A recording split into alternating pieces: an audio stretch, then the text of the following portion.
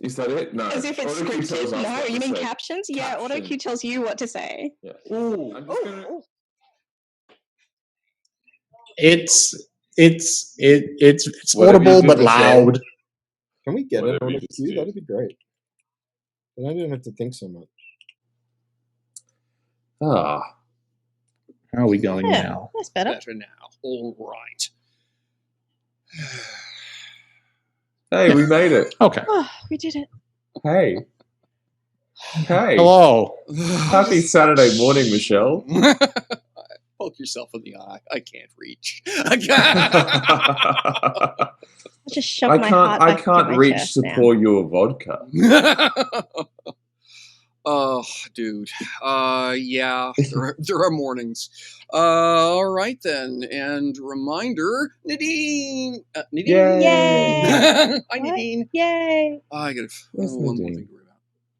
Haven't heard Muffin talk yet, but that's fine. That's No. unusual, actually, That's Mustache. not a bad I mean, thing. it's unusual, but also maybe it's okay. So here we are. Right then, we were all babbling away in the background and getting started on. Does anyone remember where we are? I said, hang on, let's just go live and do the recap where everyone else can hear us. So, does anyone remember where we were?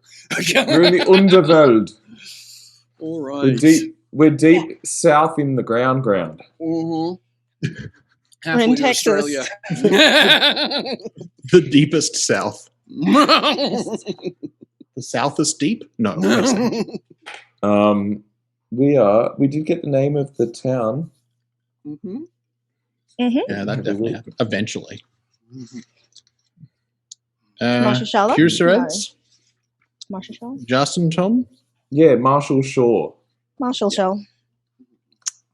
Marshall Shaw? Yeah, all right. Well, that's not what it was.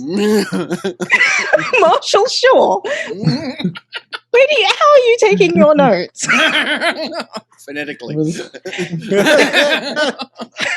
Marshall Shaw. Marshall. Marshall Shaw. I just write down potential British celebrities that all the names might sound like. Clearly. So Marshall Shaw is where we are. I'm sure that would appeal to some folks, but we are standing at a bridge. Yes. Where the A big waterfall, beautiful waterfall in Mashasho. So let me get the right map up here for everyone to see it. And you folks. That Reneshi and Renamala took us to. Mm-hmm. Correct. It's where we take all our dates. Yes, this is a So big why are we here? 5-person date. She took all of her dates. Yes, we're taking all of our dates. She took all of the dates. We've got a very busy schedule. We've got to all at the same All at time. once. All at once. Then back in the elevator, back up you go. Next day. Well, we haven't. The Ebon Elves actually perfected speed dating. All at the same time. What, you do Skyside? Oof. So slow. Which is odd because elves have longer lifespans, and you would think More that people to maybe date, baby. More people to date. Gotta get them quickly. There is a They've had longer to figure population. it out. So dates to elves are kind of like reality TV shows where they just get rid of people as they go along. You've cracked it. Why don't you just keep Just them do like all? a rapid fire. So fast. Oh, I'm sure that at some dates there's like we're keeping all of you. You're all in. Fantastic. Let's go. Yeah. Can you imagine that? Whichever elf is He's like so leading into the date just turns to all the contestants and says, all right, now you decide who goes. That works for me. So I'm okay with that. That's because it's a team effort. It's a team effort. Actually, I mean, we're going deep down the rabbit hole of reality TV here, but I've been watching Ink Master, and there was literally, which is like the tattoo reality TV show. Highly recommend it. And in one season, they're like split into teams based on where in the States they're from. And after one team wins immunity, they go, all right, now you guys have to choose who was the worst on your team this week, and those people are up for elimination. And it's like, Ouch. Ouch. Ouch. Interestingly enough, they had done a charity one, which was a bunch of international special forces doing the French Foreign Legion course. For those of you who know, the U.S. Marine Corps holds the current record for the French Foreign Legion training course, 14 hours. They're the longest team to ever complete it. They simply would not give up. That course has actually killed people, and it took them 14 hours to. So just to give you an idea, 14 hours, they just would not give up. They completed the course. So anyway, this is the background. So it's all these special forces groups from around the world, and they're doing it for a charity. They donated something like $11 million to a children's cancer charity. But it was really interesting watching the American and the British teams and the Canadian teams all doing roughly the same thing, which is, right, we are not voting. We'll have a conversation. The person who fucked up will volunteer and they'll walk. That's how we're going to be eliminating people. We do not vote people off the island. That's how you screw up teams. Yeah. And so it was just really interesting to watch how each culture dealt with the concept of the island, as it were. Like I say, and it was really interesting that a lot of the Commonwealth countries and the American had the same answer, which was, no, we don't vote. Yeah. We pick based on what will benefit the team. Yeah. We have to sacrifice societies, because I know in England I'd be like, boom, off you go. See you later. See you, Johnny. Anyway. What does it say about me that I'd just be like, no, you all stay. I'll be over. All right. Johnny, Watch. it means that you're nicer than most people. That's what it means. You're nicer than me, because I would be like, get out. Back off. but like, I might also be like, hey, so I'll go, but if there are winnings, there are shares. There are shares. So, Lucas, give us a recap, please. Oh, so we were in this new place in the Underwelt. It's very dark down here. Mostly what we can see are single lights and lots of glowing lichen. And our guides don't seem to be giving us any more light. But that's okay. They seem confident that they know where they're going. We had some breakfast. Well, for us it was a dinner, but we're kind of pretending it's breakfast because that's the time it is down here for them. And what else? Yes, it was like eating at Sizzler. And we then continued our walk. Reneshi showed me that if you whisper at the walls, then you can bounce the sound over to someone else, which is quite cool. And we ended up on a bridge overlooking this beautiful river. There's a beautiful waterfall. It's very lovely. When we found out that we were being spied upon, which is lovely to know that even multiple miles underground, we can still be found by those who are searching for us. All right. Reneshi, anything you would like to add to all of this? It's not all walls, it's certain walls. I should have mentioned that, because but I shan't, because it's going to be very funny if he goes up to any wall and he just starts speaking. So I don't think I'll do that. We'd like you to meet Lucas. Lucas, this is she. I am not fully confident that these idiots aren't going to kill themselves. So it'll be very funny to watch. But unfortunately, I feel like I also have a stake in this, because I am supposed to protect them. So that is a worry of mine. Yeah. Okay. So yeah, just real fast, I'll put it back up on the screen for folks. So this is the rough area that everyone is in. Just to zoom the map out a smidge here. So yeah, I think the place is called Marshall. It is literally a huge underground cavern. I think I worked out it's something to the tune of about a kilometer this way to that, and several hundred meters, short, but not quite a kilometer on the north to south axis. Couple of substantial waters that run into the place via waterfalls that just seem to emerge from the ceiling of the cavern and pour downwards. And yeah, we're all standing over here on this bridge between this fairly substantial, but it's wide but thin, versus a smaller waterfall.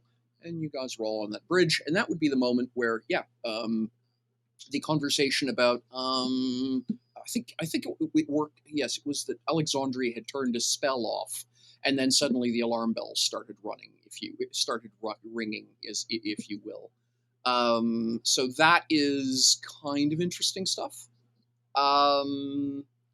So I guess the question is, now what?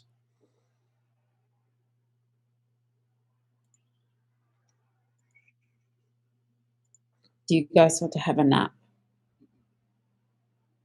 If they know where we are. Well, am I supposed to sleep now? Oh, yeah. Yes, there was that thing, wasn't there? Their spell did not work. They don't know where we are. They just know we are in range of their spell. Do they know Does that mean they're close? Depends on their proficiency with the spell. Renamala will kind of gesture for a moment. Keep in mind that there's basically, at this end of the world at least, there's only 2 elevators within a day's walk. The Dashamali own both of them. So no one's getting down here in a meaningful amount of time unless they're friends or exceedingly expensive. She kind of chuckles. Silver will get you a lot of open doors. So that's just a reality of life. But, you're fine here. No one, just because someone's scrying for you doesn't mean they're able to actually get to you. You're effectively. She kind of pauses. You have to stop thinking like Skysiders down here. From your perspective, you're in a very, very large armored building. And all of the doors are guarded by people who would be publicly shamed if harm came to you. You're fine here. And scrying's not that bad. They just know what color underwear you're wearing now.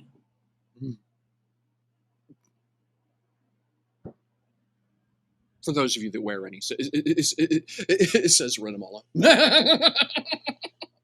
Alexandria says nothing. She says nothing? Yeah, death by commas. I mean, commas are important. Commas are important. Is there anything you want to take away from this show? The we can always go back and look at what the captions took as the meaning.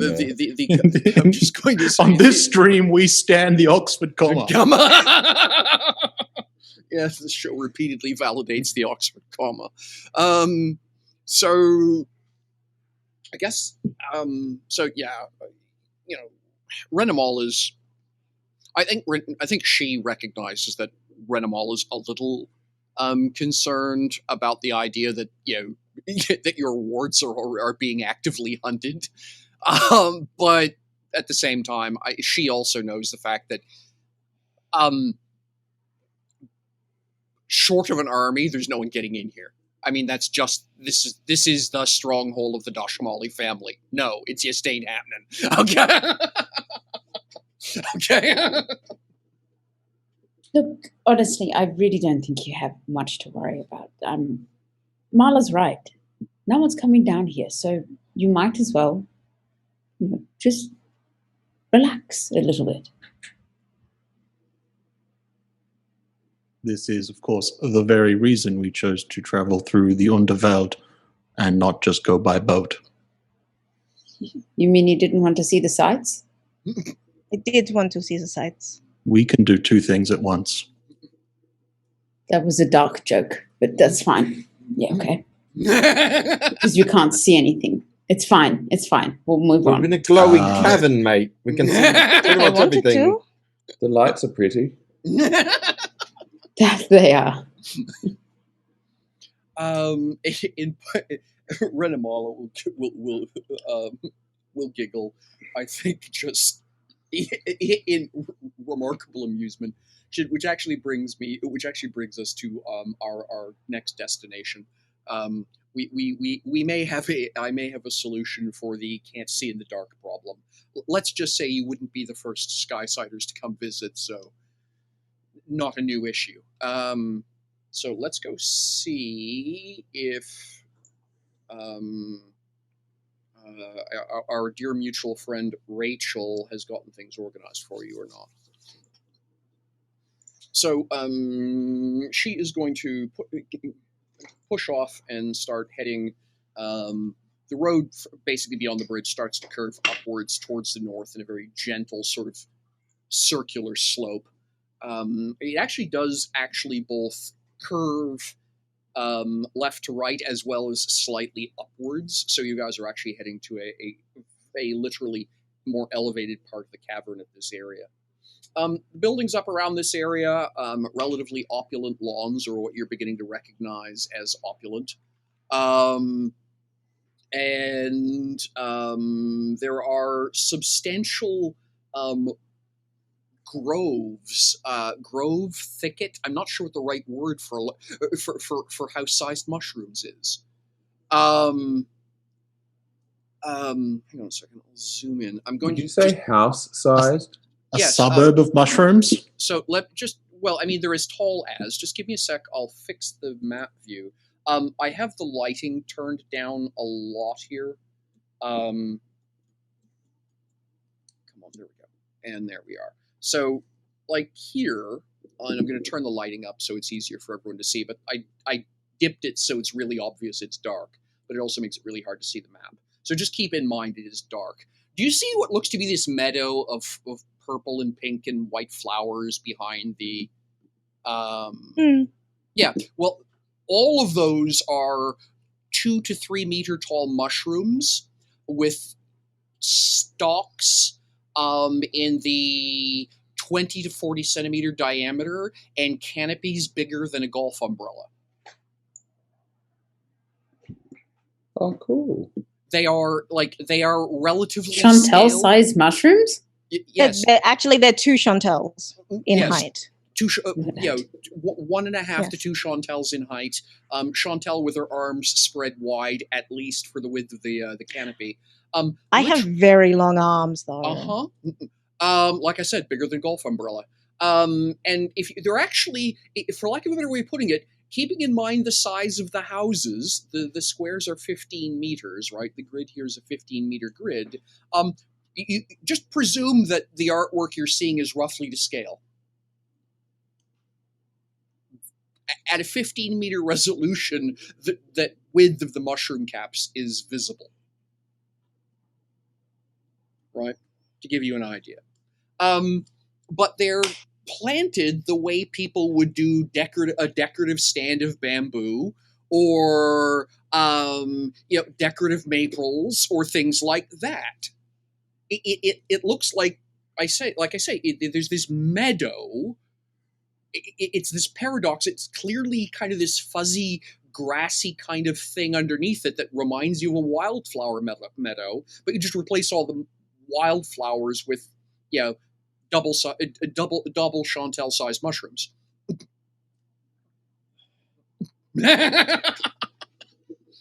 It's very pretty in its own odd way, but So Chantel doesn't like mushrooms, but because Chantel doesn't like mushrooms, I actively make it so all of my characters like them. Mm-hmm. Oh, I didn't ask so you they to have a eat point any. of difference. No, but Alexandria will appreciate the mushrooms instead of Chantel, who would be, Gotcha. Okay. Is the player okay? The player's fine. Okay. Player's fine. Oh no, I just don't like eating them. Like Yeah, it's fair just the enough. concept Okay, of that. I don't. Alexandria's think thinking of a meal. Yeah. No. Oh, right. I was just going to say no. This would be the equivalent of chewing on a pine tree. Well, of course, you're British. You may. I was just going to say you. That's just, yeah, I'm just going to say. Of course, you got. I would hug it. It's turned into a drink or something. Or? I'm just going to say. Yeah. Then again, you drink gin, so never mind. Did you? What? Oh, I froze. Yeah. There we go. There you are. You're back. Hey. Don't say anything bad about Gin. It's listening. and Jamie, you seem to have your nose pressed against your camera from my perspective. So I don't. Is it the camera? I'm very big. Yes. Okay. You are. I think your camera has adjusted itself or something. There we go. Yes, that's much more the Jamie view I'm used to.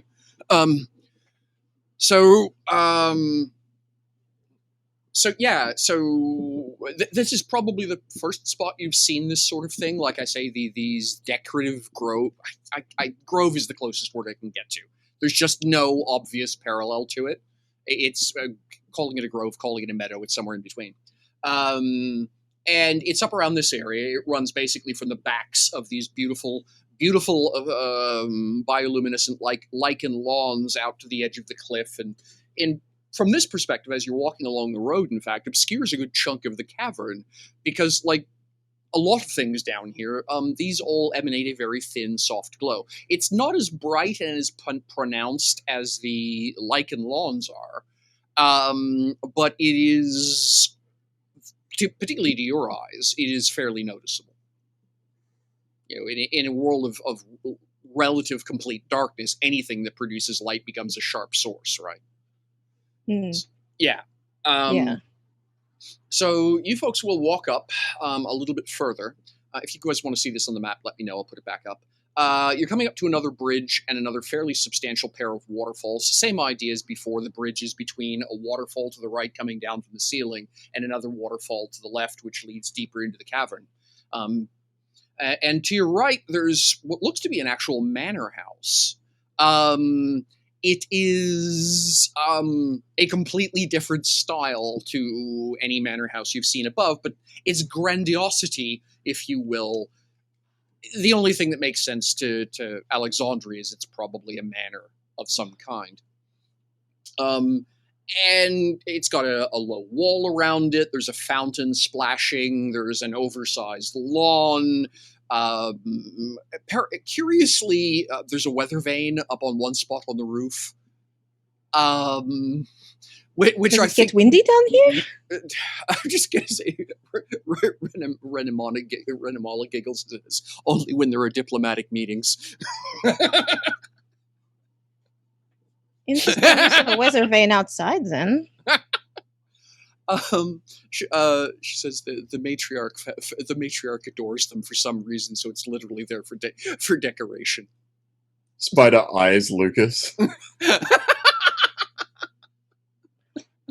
Oh. I see. Mm-hmm.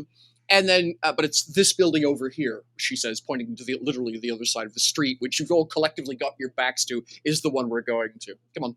Oh, it's just a mushroom, isn't it? No, it's just a braided mushroom. No, it's actually a two-story building. It's kind of an awkward sort of construction where it looks like one house sitting on top of another house. Is the best way of describing it, but it's two-story construction. It literally looks like someone took a smaller house and shoved it down through the roof of the larger house. It's really odd construction compared to the way anyone above ground would do things. But apparently, amongst other things, torrential downpours and hurricanes aren't a thing down here, so you can get away with some slightly odder style of construction. earthquake-proof or whatever they have to worry about down here is noticeably different than typhoon.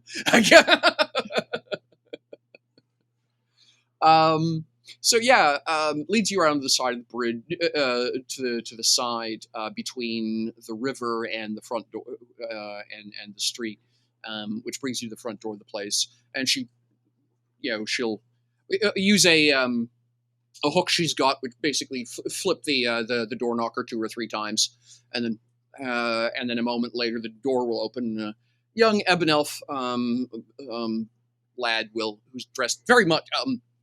He's a 14-year-old dressed for someone's wedding is the best way of explaining the image. It's a 14-year-old, the equivalent of a 14-year-old boy, with someone else having clearly done his hair this morning, and wearing a tuxedo is the best explanation for who arrives at the door. And then he gives this remarkably deep plie and bow at the same time, which is hard to do if you've ever tried it. Executes it flawlessly, stands up and says, "One moment, I'll let the mistress know you're here." And he, "Please come in." I lean over to Reneshi and I say, "Did somebody die?" No. You'll understand in a moment. I mean, I don't say it loud enough for him to hear because I'm not. Oh, sorry, you said Reneshi. My apologies. I Yeah, you said yeah. Renamala. I heard No. wrong. My apologies. That's in character to their relationship, so it's fine. So you folks are all waiting sort of in a parlor-style affair, where the typical fireplace or potbelly stove has been replaced by a scintillating pile of crystal, which is casting a dancing light across the walls. The walls here are all painted with various frescoes. Unfortunately, to your eyes, it's mostly gray. You can tell that there's something going on, but again, your eyes aren't really registering the color palette. At which point,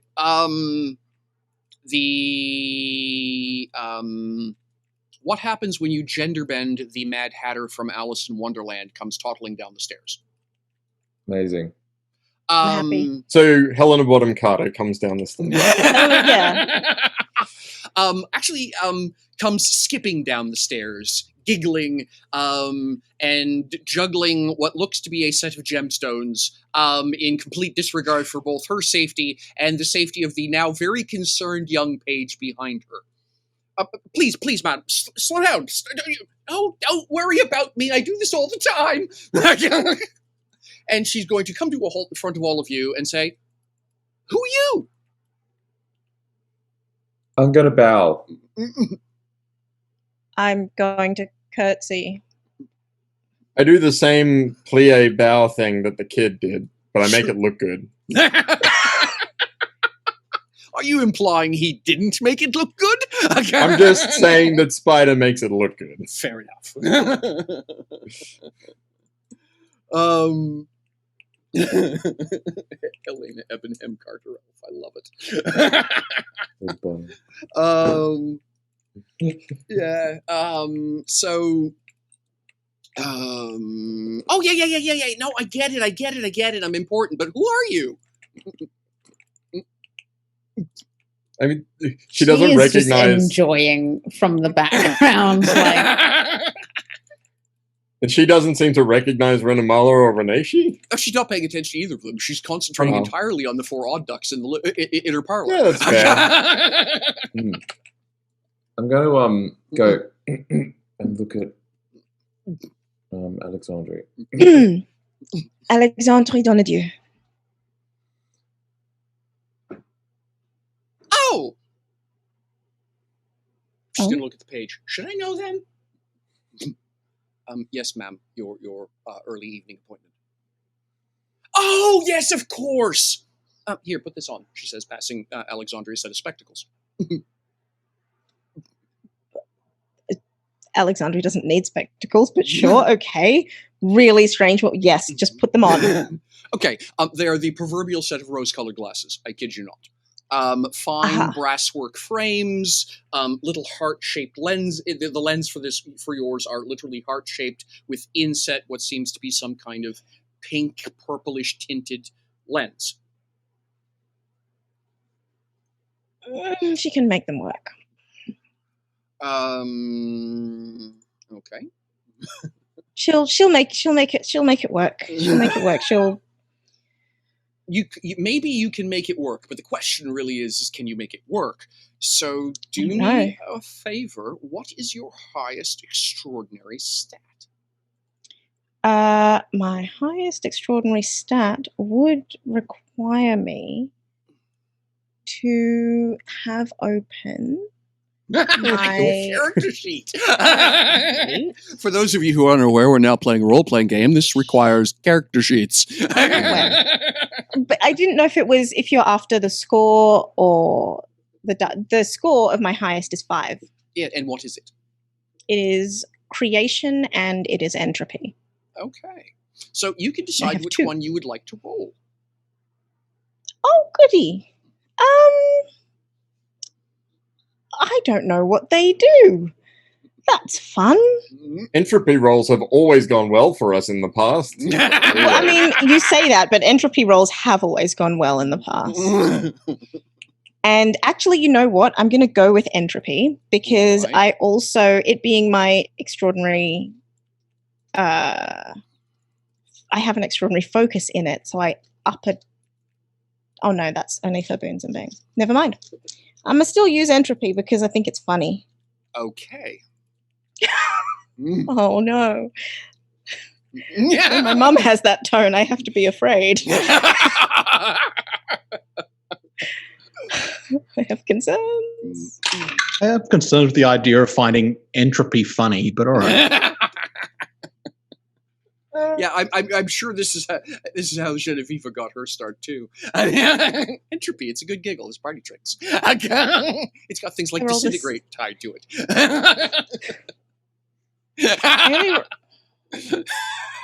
Before you announce that number, think hard.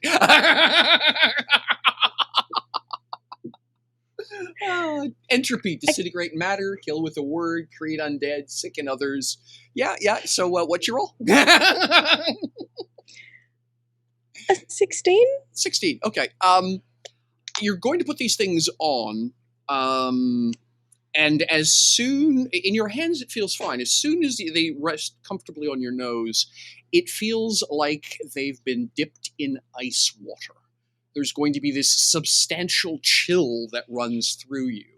You're going to have a moment where, as you're just kind of trying to figure out, you kind of look over in the direction of a mirror because they've got to look good, and you realize that something withdraws its face from the edge of the mirror so that you can't see it peeking at you.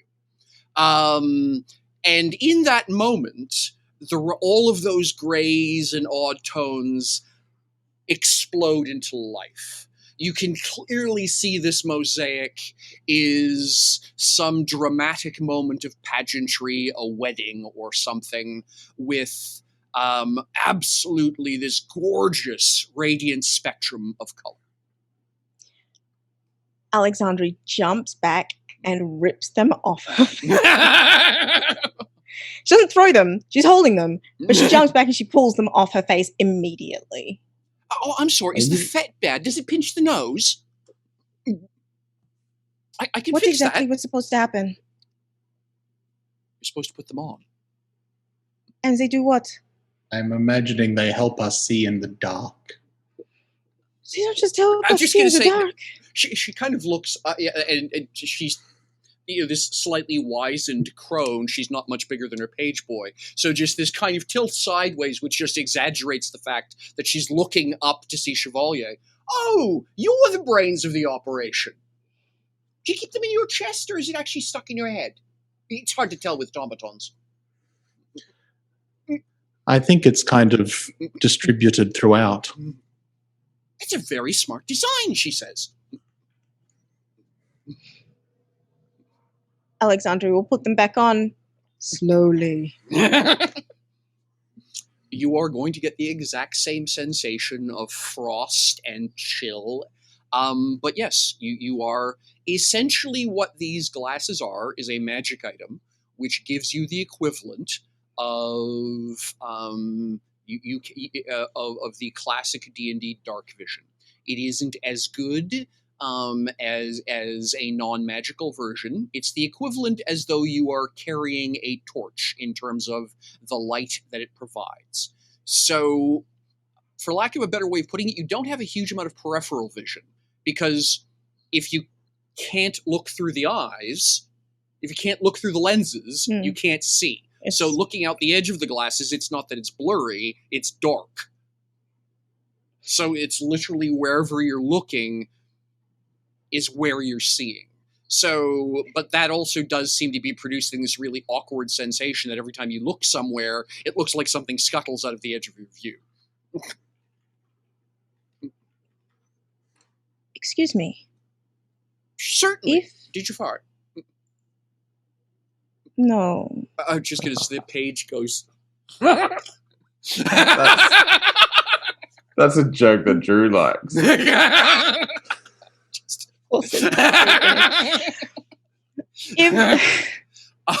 think the page is going to very carefully do something that looks like this and head towards a room with a brass sign over the door marked kitchen.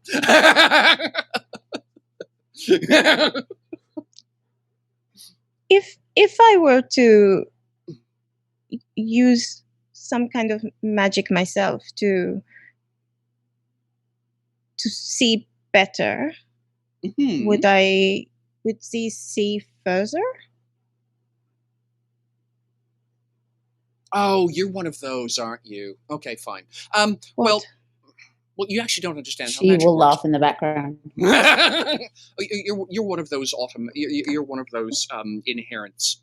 Inherents aren't problematic, except they just don't understand how anything works. But that's okay. The short version of a very long of an encyclopedic answer, which I just don't have time to give you, is no. Okay. It's basic magic theory, dear. She's going to reach up. She's going to stand up on her tiptoes, reach up, not quite be able to reach, scoot over, grab a stool, come back, sit in front of you, stand on the stool, and pat you on the head, and then reverse the process and put the stool away. But that's okay. You'll learn. Here she goes, and she passes a pair of glasses to Lucas. Lucas's are shaped like shields. So good. Well, except that apparently she has a flair for embellishment, which means it's the classic jousting style of shield, where the top of it is a double scallop. So there are these three little points sitting right about where your eyebrows are, which is just a little uncomfortable. And then, of course, it's the classic kite shield, which means there's this little awkward pointy bit that comes down here. And then you've got to have this, for proper authenticity, you have to have the little scallop for the lance holder on the outside, right? So, yeah. But that's okay. They're uncomfortable on my face. Yeah. So what is your highest extraordinary? Energy. All right. So go ahead and give me an energy roll. Let's see what happens. Good luck. Here we go. Let me find it. Ooh, that's good. Okay.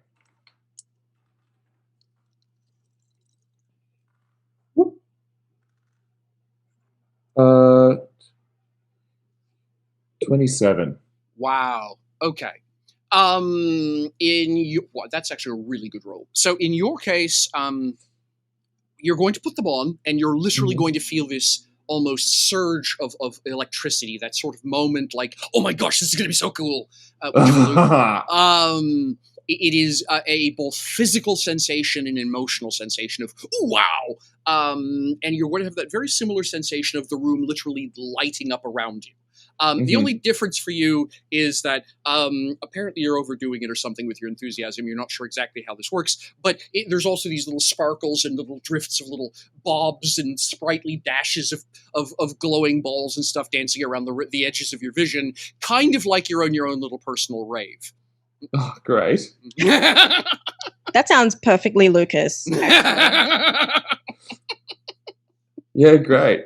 Oh! She's going to turn around and pass a pair to Renishi and look at her, and turn around and look at Chevalier. Do you even need these? I was told there are 4 of you, but do you even need these? I mean, I can see in the dark as well as the rest of them can, if that is what you mean. Okay, but is that good or bad? It's not great in the circumstance. All right, well, put these on then. So, just, as you can see, just quickly, Chevalier doesn't have ears, but when he sort of goes to play, he goes to put them on, and that same that sort of like grayish substance that when he reinforces his armor, sort of just like comes around the sides and like goes around the glasses and sort of holds them in place. Nice, like it. I imagine tiny hands, but I know it's not tiny hands. I mean, it could be. Give him a moment. And what is your highest extraordinary? My highest extraordinary is protection at 6. Okay. For whatever reason, yours are perfectly square. Yes. Like with mechanical precision. Exactly. It is. They are literally perfect squares. Within a thousandth kind of thing. And while almost everyone else's is done with this fantastically brass goldy kind of tingle look, yours have got this almost enameled edging on them.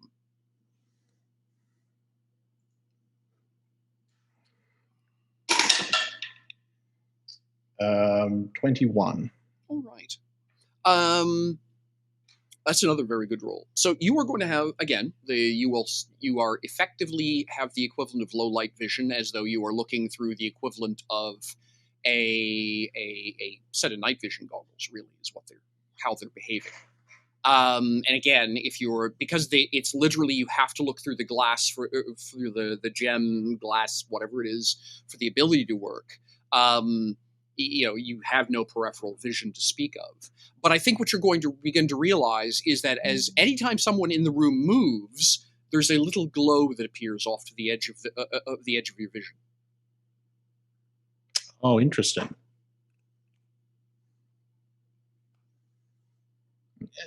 He's like looking around, and then particularly that, and he's like, I see you accounted for the difficulty with peripheral vision. That is very clever. Oh, thank you. You have no idea how many people and she goes on for 4.5 minutes about talking about how people just do not appreciate such a maestro. And and then she halfway in the middle of a sentence, oh yes, I forgot about you. And she's going to go into the other room. At this point, the young page will come back in with a little trolley of we're just going to call it pate and crackers. We'll all nod yes. It's probably duck. All nod yes. And a couple of teapots with some teacups and things. I don't think Alexandria's going to fall for that a second time, so she'll refrain. Lucas doesn't fall for it, but he does eat it. Yes, Lucas There's eats nothing wrong with the everything. food. There's nothing wrong with it. It's just, Mm-hmm. Whatever it is, there's one of them which is slightly spicy and has a very deep, almost earthy flavor to it, and the other one is a much more sweet, sour sort of taste to the pate. You're not sure what the crackers are made out of. It's a very hearty sort of flavor. Almost as though they had chosen to use oat instead of grain for the cracker flour. And then there are, like I say, there's two sorts of types of tea. One of them is a very rich, almost stringent herbal smell to it, and the other one is a little bit more of a honey sort of smell. So there's this really, he will very happily, the young page will ask what your preferences are, pour you your cup, and arrange your plate for you and pass it to you, and then he files himself and the service, and he will leave Alexandria with a little bell. How do I look?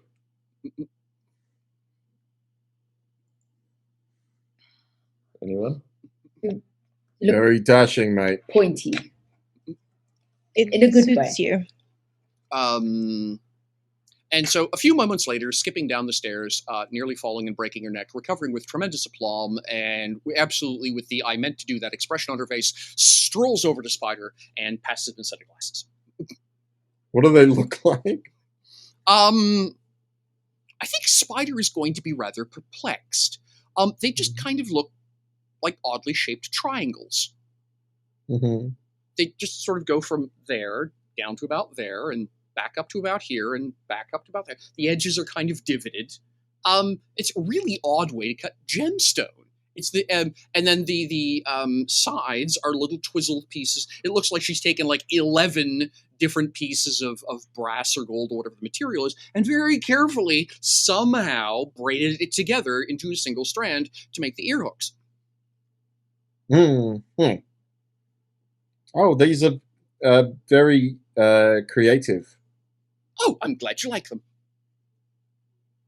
And he puts them on. And what is Spider's highest extraordinary? Can I sell you on dexterity? You dive into the glasses. So I'm looking at my list of extraordinary abilities, and I just don't see dexterity in that list. I'm sorry. So All right, let me go down the list. It'll take me a while to work it out. All right, alteration. No, that's 0. Creation 0. Energy 0. Entropy 0. Influence 0. Movement 0. Prescience 0. Protection 0. This is a minor problem. So what you're saying is you don't have Are you lowest. saying Yeah, in fact, there is no They're all lowest. equally high. Any of are them? you telling me Spider's not extraordinary? Am I the only one with a 6 here? I think I am the only one. I've got I literally extraordinary just told you that I dexterity. had a 6 in protection. Oh, I missed that. I've Yeah, got a 6. I have 2 5s. Yeah. So I'm extraordinarily good at walking on water. Until you fall off the roof. Can one of us help him out? Can I go over? So what? How does Spider want to turn these on, for lack of a better way of putting it? I think the difference between everybody else's experiences, they're just going to put it on and it's just going to sort of light up. And Spider's going to put them on and nothing's going to happen initially. And I don't think he tries to turn them on because that doesn't make any sense. They're glasses. He puts them on and now everything looks red. And he's like, yeah, great colors, everybody. Yeah, cool. She's going to peer at you in that really awkward way that people that have no concept of social space do, which is to say she's going to be basically squinting through almost practically with her eyes on the others, directly on the other side of the glass. Oh, that's awkward. I'm so sorry. Hang on.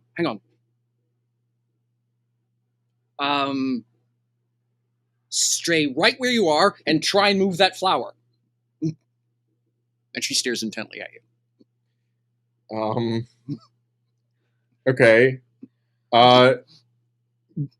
Jasper, in like a whip speed motion, pulls and throws a throwing knife at it and cuts the stalk. You're going to see this moment of, I do need a new arborist. She's going to walk over, pick up the knife, bring it back to you. I also sense that perhaps you are a little unused to magic. So let's try this a different way. Hang on. There's got to be a way to do this.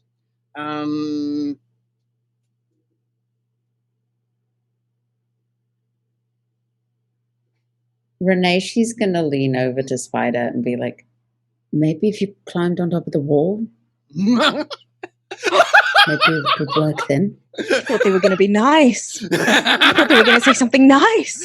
No. That's not Reneshi. Is this the moment where Reneshi gives him a ball and says, you can bounce it? Oh my gosh. The shankings. There is a bell. If you can't see, ring it and we'll come get you. No. I think stop it. No, I think Stop it, all of you. I think there's something in that moment. I think. Stop it, all of you. I think there's something in that moment. I think. No, I think there's something in that moment. I think. No, I think there's something in that moment. I think there's something in that moment. I think. I think there's something in that moment. I think. is prescience the one that like would eventually lead to like reading people's minds? Prescience, see the future, yeah. read minds or auras, Yeah, it does. view from afar, detect. Yeah. Yes, absolutely. Because I think like there's something about the way that spiders, like this is the observant perk and the silver tongue, like the way in which spider perceives the world is somewhat beyond the average human spectrum, right? Yeah, no. And I think spider, like in this moment, is trying to see that, like trying to put together the pieces of what's going on in everyone's heads. Yes. And so I guess I'm gonna roll prescience at 0. Okay. And we'll roll real low, and it'll be funny. You could use one of the legend points that the group has. That would make it less funny. Yeah. Let's put it all on the. But I want a 20. Roll a 20. I roll 2. Well, I'm going to throw it right back on Michelle and give him the most ordinary of results. It's a 10. All right. So, a 10 actually. I think what's going to happen for a brief, really awkward moment is it's going to feel very much like you're looking over Lucas's shoulder. Mm-hmm. I think the other thing that's going to be very awkward about this is you're going to vaguely hear someone singing at you. It sounds awfully lot like Alexandri humming in your ear for a moment. Mm-hmm. And then that sort of out of body moment is going to just evaporate. The glasses will slowly.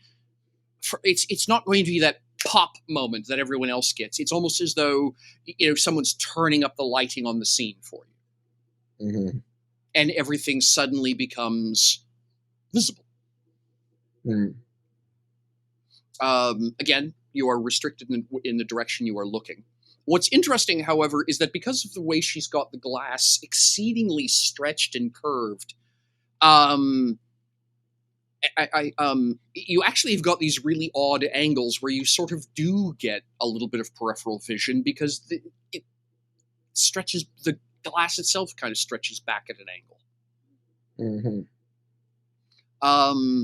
And I think it's going to then at that moment clue in that what she's done is she's mimicked the outline of a spider web that's been attached there, there, and there. Mm-hmm. Thus the triangular shape of the glass. Oh, yes. I understand now. Excellent! And she sticks her hand out. Welcome! At me specifically? Yes, you right. I think Spidey's very distracted by all the new colors and stuff, and absentmindedly puts his hand in hers, like you would if you expected someone like to kiss your hand. And she will do so. And then he like looks down and and pulls it away. He's like, yes, no, thank you for having us. Beautiful artwork. Oh, I'm glad you enjoy it. So, now, of course, hang on a second. I just need to make sure I got this right. And she's going to head up the stairs again, and you're going to hear boom, boom, boom at one point, followed by a door going thump. The page boy will come back out, look up the stairs, listen for a moment, Is she okay? close the door. He opens the door. 40 years and going strong, closes the door.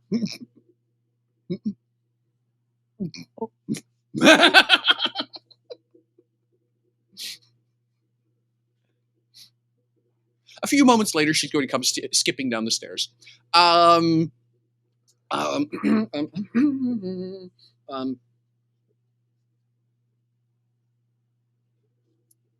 Alexandri. Yes. She holds it up beside. Yes, right pair of glasses. You must be Spider because you've got the odd triangle on the ones. Lucas. Yes, Luke. Yes. Is it? Yes. Is it Lucas or Lucas? Is it a long U, short U? It's a short U. Short U. Yes. You're very tall though. That doesn't make any sense. She giggles. And Chevalier. Okay, I think I've got that right. And if I could just get you, she says, turning a piece of paper around, to just put your finger there, she says, pointing it at Alexandria. And there's literally a box marked thumb here. In Elven, of course. Okay. Okay, so literally you touch the paper, you're going to feel this vague little tingle, and an outline of your signature will appear on the paper. I like that. Did you really just sign a contract without reading it? Yep. I'm sorry, what? And she's going to go... So thank you very much. Be very, very careful, and remember that they have to be cleaned at least once a day, because otherwise you get stuff on the lenses, and then the stuff is closer to your eyes than the thing you're looking at, and it'll block your line of vision. That's really tacky, because there are things about that big down here, so you don't want that at all. I hope you all have a great visit, and don't forget about the snappy bitey things. You don't want to go near those. Ta-ta! And she's going to go up the stairs. So who was that? Should I get a copy of a contract if I have signed one? The page boy will come out. The page boy will come out with the little rolly card that's been refreshed with the usual assortment of canapes and things like that. Okay. Lucas is straight at it.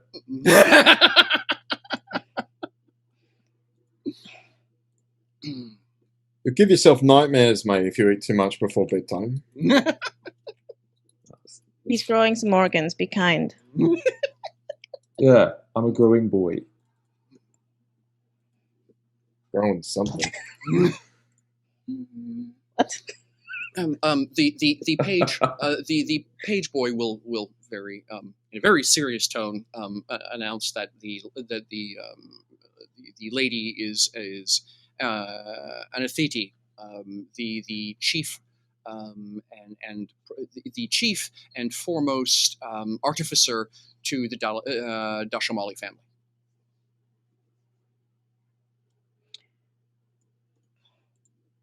Basically, she read a lot of books, and now she's a very good magician. Yes, that is something I do want to know about. There is magic theory? There is what? Magic theory.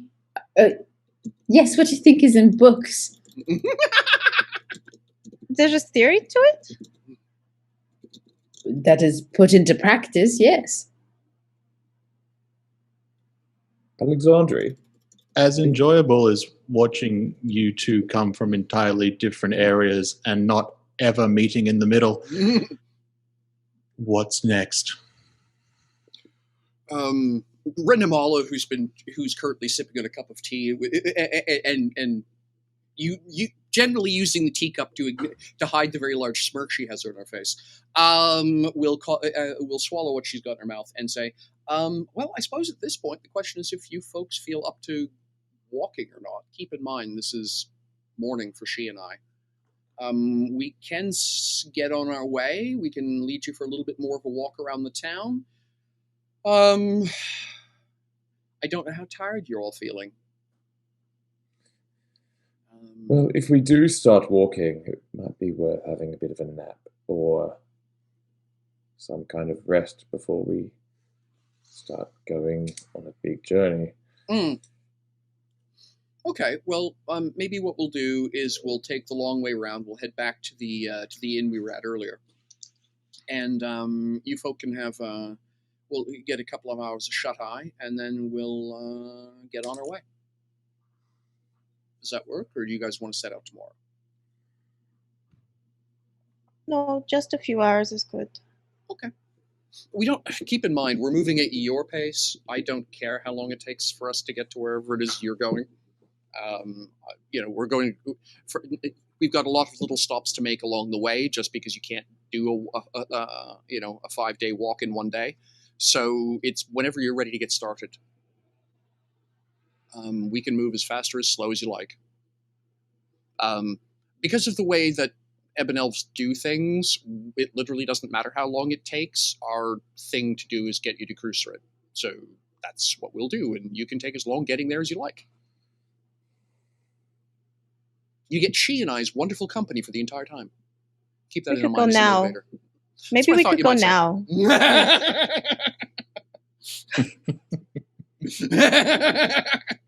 maybe now is a good time. We should have gone yesterday. Uneshi, Yes. could you show me some of your magic theory books?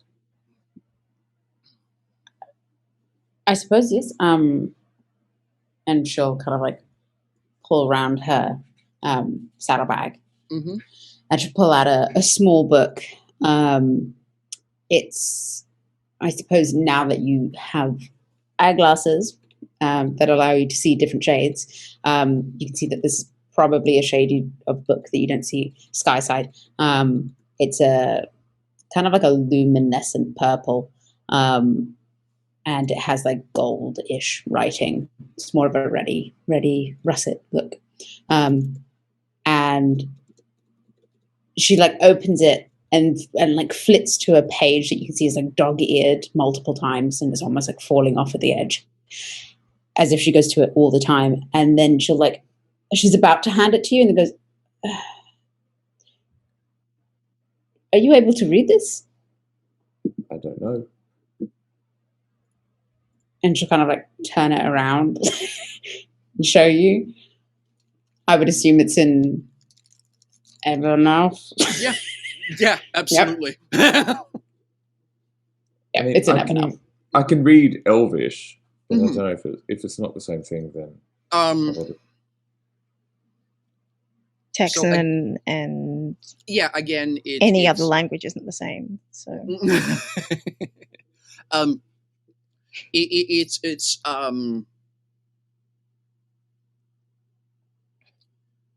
it uses a different sentence structure, I guess is the best way of putting it. So while you can read the letters, every once in a while they just don't happen to be, the words aren't in an order you expect, and so you have to sort of back up and reread the sentence again to make it. It's kind of like, while everything Yoda says is grammatically correct, it's also awkward to Western ears, and yet it's actually the German sentence structure. Yoda is actually is just using the German sentence structure to speak English. So if you're not used to that, it sounds really peculiar, and so that's sort of the experience you're having with the reading. Okay. Oh. Yeah, and I think we just lost Chantel, so just one. oh no, I'm still here. They're still here. Yeah, She's just the frozen. camera froze. My camera froze, but I'm still sitting right here. Okay, fantastic. All right. I'm okay with that position. Hey, there you go. I was having a great time. Clearly. You can see that the magic, the book, speaks a lot about protection spells. I look at you and I'd be like, oh, it's. I mean, I can read it. It's just it'll take a bit of time. Different dialect. Can I She's see like it? mildly impressed, and she'll be like, "I don't know. I think we should probably go." She'll like tuck the book into her. Yeah, into her satchel again. Renamala will chuckle and say, "Yes, the last thing I want is Lucas practicing spells in the artificer's parlor. So let's all get moving. We'll continue our brief tour de ville so you can see it from all angles, and then we'll Got new glasses on. Yes, with your rose-colored glasses, she giggles. It's funny, she says, as you guys are coming down the ramp and heading back towards the street, turning left and crossing the big stone bridge I'd mentioned earlier. She chuckles and says, it's funny. I don't think she actually needs to use a rose quartz for the lenses, but I think she just finds it funny to be passing out people like rose-colored glasses to everyone. I think that's just her idea of humor. Why? I don't know, she says with a laugh. She's a peculiar old girl.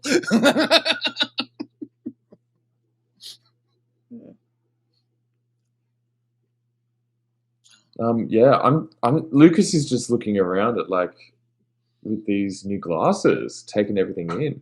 So, like I say, it's like having a window. It's like looking through a window into a different world. It's the best explanation because, as I say, the area around the edge of the lens is darkness. You can't see that space. So everywhere you look, it's like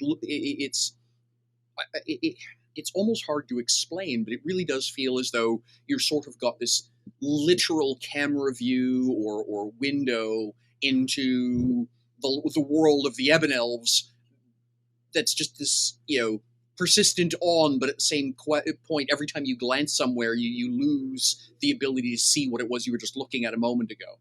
So I think there's going to be a little bit, particularly for Lucas, who tends to be very excitable about stuff, a lot of glancing around and trying to take it in all at once, right? Yeah, definitely. You're going across the bridge, come to what is clearly a temple. Again, luminous lichen lawn that's actually sprawls across the road to a little patch on the other side. The entire area up here is this huge mushroom and fungi grove meadow thing with all kinds of soft glows. There's going to be what look to be butterfly type things. It's either butterflies or flying scorpions, you can't tell which, darting amongst the lot of it. And what actually look to be proper trees, like almost, they look kind of like birch trees in the way that birch, the bark will tend to peel on it a bit. One of them kind of looks almost like a mangrove tree down by the river. These all look like they're topsider trees which have been imported down here, but the color palettes are all wrong. One of them, the mangrove, has got this absolutely fluorescent orange foliage on it. The thing that's clearly a birch has got, there's two of them. One of them has a deep ruby crown. The other one has got a sort of almost a more scarlet set of leaves. There's a couple other trees that might be mistakable for maybe either a Dutch elm, maybe that one might be a Japanese maple, but they're both these deep purple colors for the foliage. Like I say, they're just so absolutely out of place. It doesn't look like it belongs here, and it doesn't look like it belongs topside either. And then behind it, like I say, is this dome, this white domed temple. The tiling, the roof tile, of course, is the usual gem tones, sort of slate slab.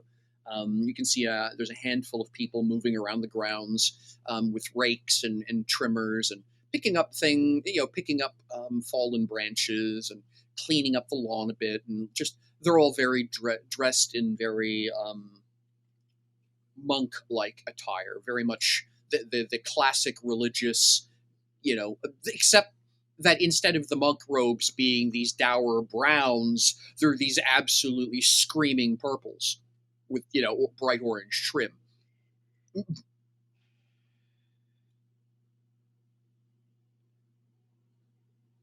Everything about this place seems a little bit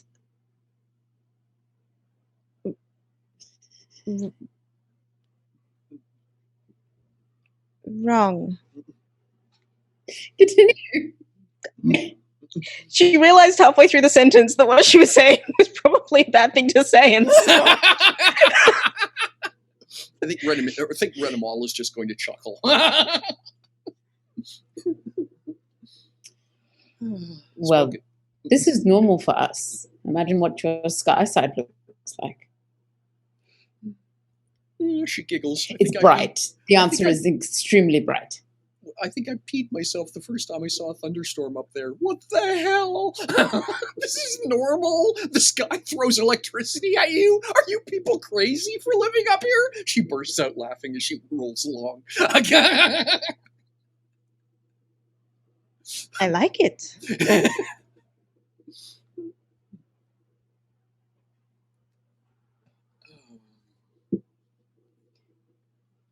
Storms are She'll good. turn to Spider and somewhat sheepishly say, "Is it nice? Look, now you can look at things as well as walk on walls."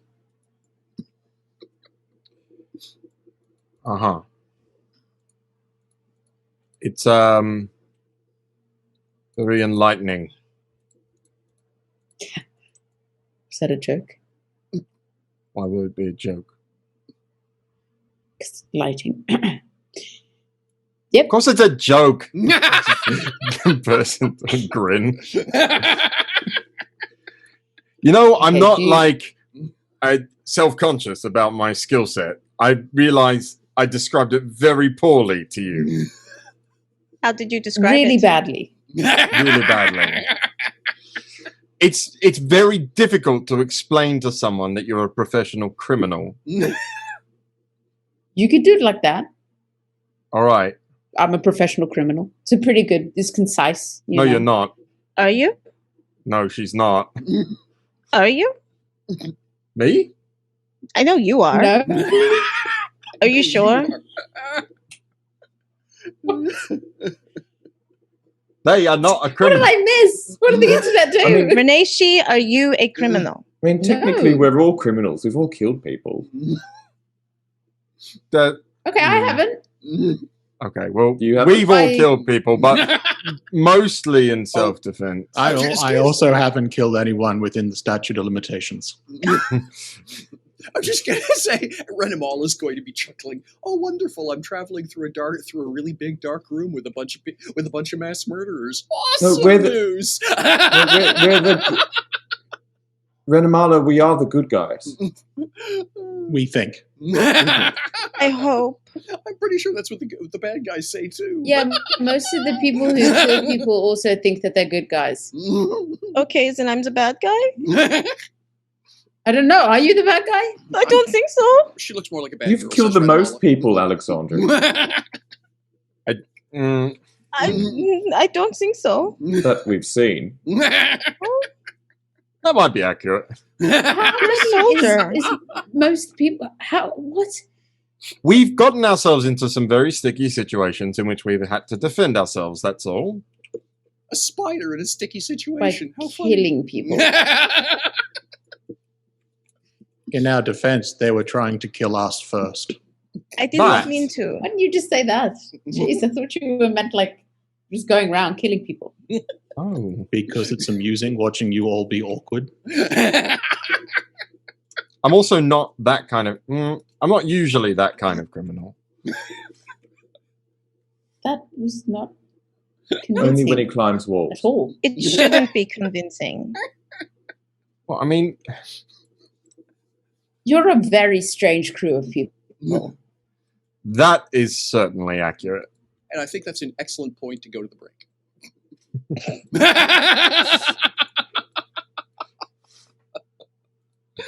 Okay, folks, we'll take a brief break. We'll be back. Thank you for hanging out with us. I hope you're having as much fun as I am. God. Yeah. Zard of the Story. Yeah, okay, that's funny. All right, we'll be back in a few minutes. Take care of yourselves, and the funny games shenanigans will continue. Until moral improves.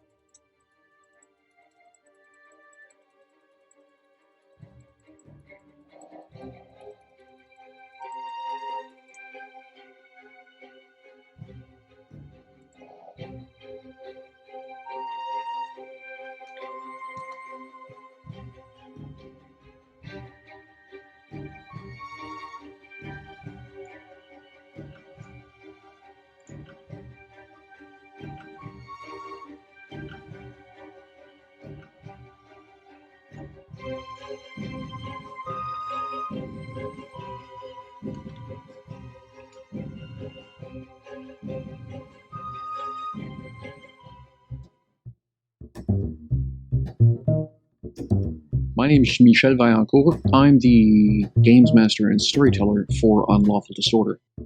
I've been asked to give a summary of events of the game, but that seems a little strange because, well, that's the job of the players. Don't ask me what the story is. I'm just the guy telling it. So let's talk about how we got here. So about a year ago, I saw a bunch of really talented people doing some really cool stuff. And I thought, well, that's cool. I'll have to keep them in mind. And a little while after that, I got a call from a roleplay channel asking me to set up a game. They wanted a European time zone friendly game. So I went back and I called up the cool people doing the cool stuff. So that would be Chantel and company. Cool. So, after that, we took a little bit of time, discussed a good D&D campaign, and I brought forward one of my homebrew worlds, and they looked at me and said, no.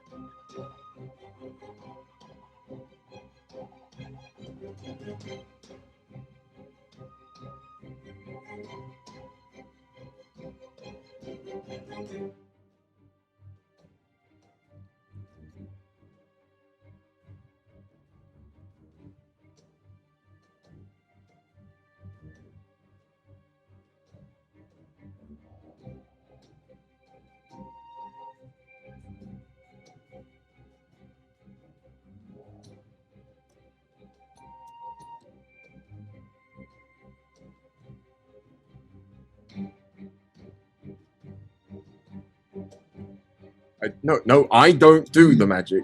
Alexandra does the magic, but she doesn't know what she's doing. She inverts people? She makes their insides their outsides. Sometimes. So she is either very good or very bad.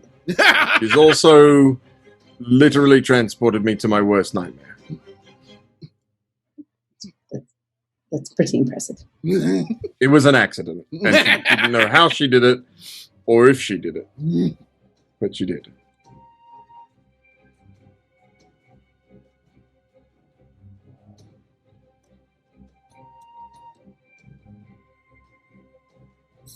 What flavor exactly was my milkshake?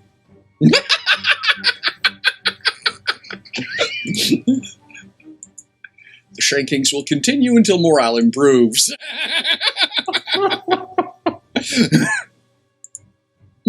What milkshake? I won.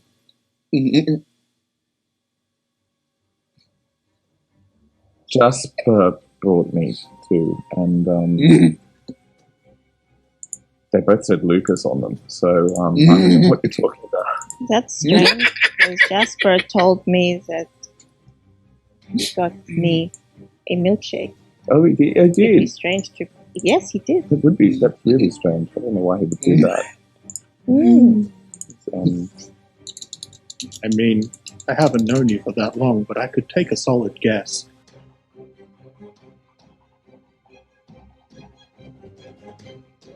So what is it that you can do properly?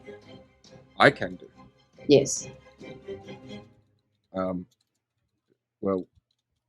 I mean... This is a lot of time you're taking.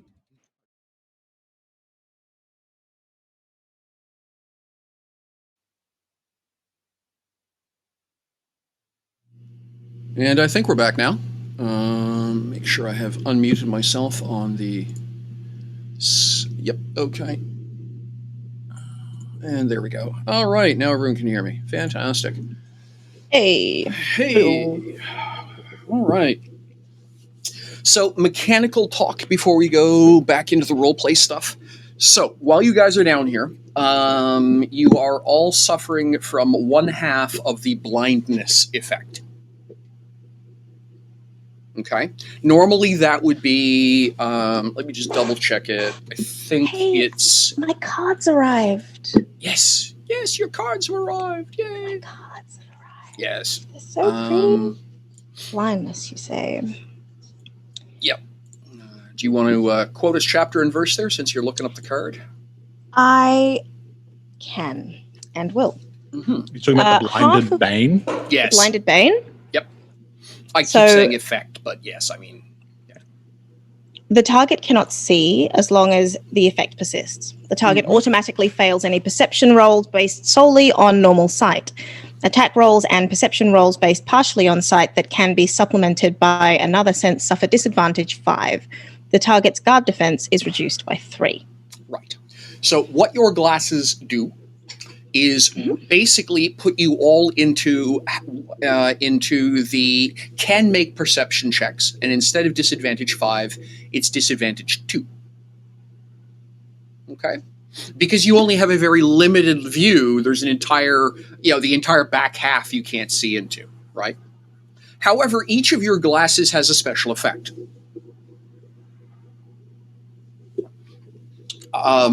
The matriarch told the artificer who you roughly all were. That's why she had a list of names and what it was you roughly all did. And as her guests, you had to have good toys. You like toys? So, we'll start with Chevalier. The motion sensing effect. You do not suffer from disadvantage in combat. Ah. Your perception is normal in combat. Okay? Cool. Spider. For lack of a better way of putting it, what your glasses do is give you the equivalent of sniper sight. What does that do? What it allows you to do is you have per encounter basically a pool of 2 advantage points you can spend for either to offset perception or attack penalties as you see fit. Okay. Okay. And those reload every in every encounter. So there's no point in not spending them. For lack of a better word, there's no point. Yeah, I understand. Got it. Lucas, your glasses, in their magnificent shield shape, actually allow you to roll prescience as a way of determining in advance the most advantageous place to stand, essentially allowing you to use to give an advantage to somebody else. Okay. Once per encounter.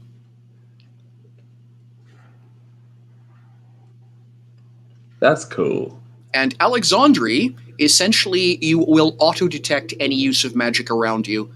No perception roll required. If someone starts waving their hands, you're going to see it. Okay, can I use that now? Because I had a question before the break that I couldn't ask. Sure. That I would have already been wearing the glasses. Yes. So the whole point is Renamala had been, and so just by the way, to put Renishi in the loop, and my apologies, Michelle forgot to do this with the player. So Nadine, this was sort of always the plan. You knew that, basically you'd had this explained. We were going to have to go up, meet the artificer, get these clowns some ability for them to see in the dark. Oh, this isn't abnormal, by the way. A lot of diplomats have basically night vision glasses passed out. What's different about this one from She's perspective is that these were all clearly all custom made. These aren't off the rack, as it were. Almost everyone just gets a very plain set of rose-colored glasses, that just all they do is let you be able to read and see in the dark and not embarrass yourself too horribly at an art show. That's really all they're for. They're just literally the visual equivalent of a comfort blanket for Skysiders. Both you and Renamala were visibly surprised, or at least internally surprised, that they got toys. That these were obviously all custom fits. So that's so yeah. The plan, as far as you understand it, is just keep walking around the north side of the rim of the cavern, and then back down through the industrial district where you guys came down the elevator, and then back down further around to the the P&B house you started at, and then let them get a nap. Renamala and you are both very used to topsiders getting down here, being all super keen about getting going, and then realizing, oh crap, it's 11 o'clock at night and we've got 20 kilometers to walk. How about we just have a nap? Yeah. Right? Because Let the kids have a nap. So I'm tired. for both of We there you, yet? Take a nap right here. so for both of you, a morning, just for perspective, a good day of distance for you and Renamala is between 30 and 40 kilometers of travel in a day, depending on how many ups and downs you have to take. Right? So, yeah, most Skysiders are more than able to walk that distance. They're just used to it not always being at a sharp incline or after they've already gone to bed. Right? And so what usually causes problems the first day or two is the 12-hour disparity in clocks between Skyside and down here. So, any questions from you, Nadine? No, Okay. not at all. All right. All good. Okay. So, yeah, what was Chantel's question? Does that book Mhm. that Reneshi took out, Mhm. is it magical? Is there magic coming off it? Excellent question. Is Does the it book have an aura? is the book inherently a magic item, or is it literally just an instruction manual? I think, but I don't know if you'd be able to tell this. Is there any detail in It's a yes no. Alexandra's? It's just a yes no. It's just Yeah. whether or not it is It's magical. I don't know what very type. faint magic. Interesting. Like, yes, it's magic. It's not like magic, but it's magic. Okay.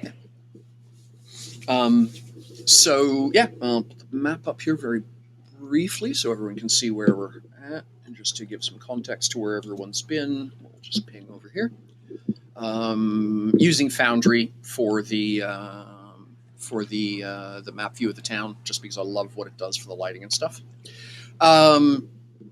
So yeah, this is the area they were in. Oops, stop that.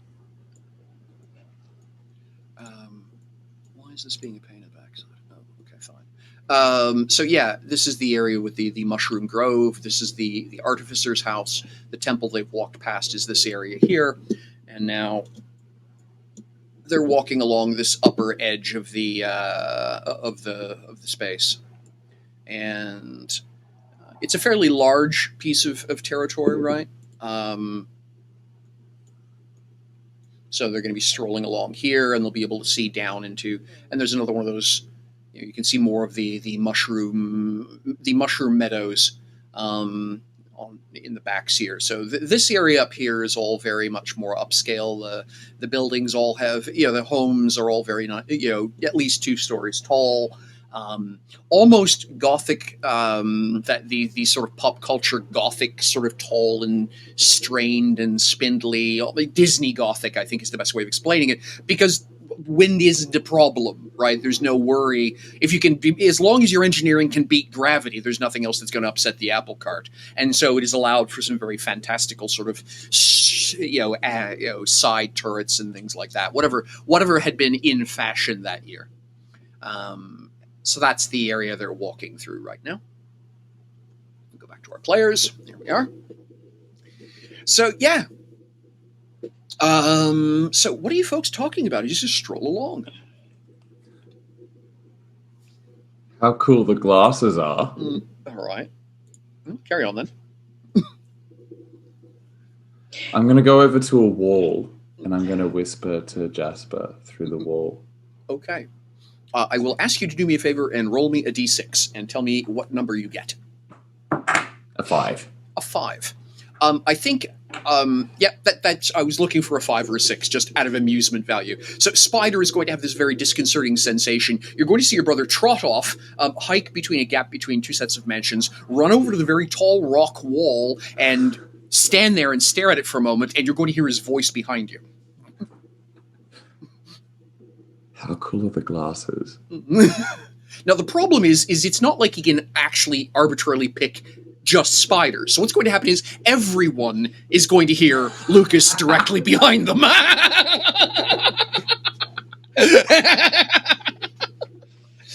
Renamala is going to look at Renishi. You taught him the trick with the wall, didn't you? Oh, It's funny. I can't. It's funny. Oh, I agree with you, but I feel like I've taught a puppy how to piss, but it's fine. Alexandra is going to turn and cast Silenced at whatever is behind her. Because Chevalier, you have just been silenced. just now had someone try to spy on her from behind. So Chevalier finds himself awkwardly standing in a bubble of silence, and Sam has no problems. Chevalier has nothing to say, and therefore. A couple of orbs like circle around his head for a moment, and then it goes away. Lucas? Yeah, he walk in. Yes, Alexandre. Don't do that. It's a cool trick, mate, but yeah. Isn't it? Maybe don't. Don't do it. Isn't that amazing? It's Don't like do it. I wasn't there, but you could hear me. That is what it felt like to have someone just watch me from nowhere. So don't do it, please. I might hurt someone. You might hurt someone.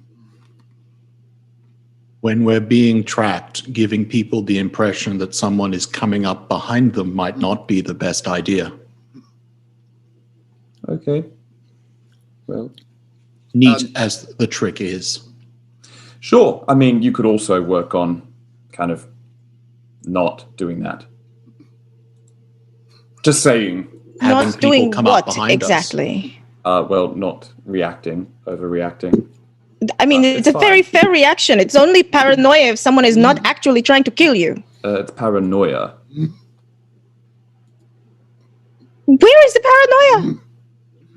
All I did was talk to a wall, Alexandre. And you were right behind me. No, I wasn't. I was over at the wall. Your voice was. How do you think it works, Lucas? Well, obviously my voice bounces off the wall. And so where does the voice sound like it is coming from? Well, that's the whole thing. I'm not there. So a mysterious voice suddenly behind you while we are actively being hunted. But it's my voice. Renamala is going to turn her chair around and will be rolling backwards as you people are chatting. Well, no offense, but I know he's got nice eyes and stuff, but when he's facing the wall, he shouldn't be that distracting, talking to Alexandre. It's clearly his voice. Why would you just randomly turn around and pop a spell in the direction of a voice you recognize? Or did you not bother to think? Jumpy. Right now. Mimicking voices is not difficult, and we knew he was over there. Well, maybe mastery of magic will happen with time and practice, Alexandre. So I think... What exactly does that mean? Oh, nothing.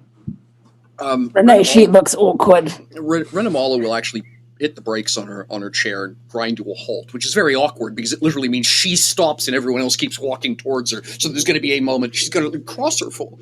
Listen to me, the lot of you. If you think some sawed-off bitch who lobs fireballs and drags Weirkin around is the greatest of your problems, you know nothing about the Underveld. I know you think it's all cool to go chasing vampires or whatever you call them upstairs, but the reality is this place eats things. If you look very carefully at the sky, you'll see there isn't one. That means nothing down here can use sunlight to make food. Everything that eats down here is either eating an environment that'll kill you, or it'll kill you to eat you. If you're going to be running around like a bunch of paranoid nut jobs the entire time, all you're going to do is get somebody else killed. Please keep your wits about you and concentrate on the fact that, amongst other things, you're currently standing in a city of 4,000 people. I've told you twice now. This is the stronghold of the Dashamali family. If your first reaction is to presume every voice you don't recognize behind you is dangerous somehow, I'm going to be spending an awful lot of time explaining to someone why their nephew just got zotted. Now, would you please all relax? She's going to turn herself around, give a push on her chair, and start rolling down the road. She gets cranky sometimes. She has a good point, though. Just, I think, word for the wise. Look forward in the Underveld. And backwards. And to the side, and also up. Because what's here is scarier than whatever you've left behind. That's why we're here. If you tell the truth. I never tell the truth. So nothing here is as scary as what is we left behind. Or it's scarier, and I'm being nice to you. You're never nice. I can be, sometimes. That will be interesting to see. Be nice to me and perhaps you'll see it. I've been nice to you, have I not, Lucas? You have. You showed me your cool trick with the wall. I did.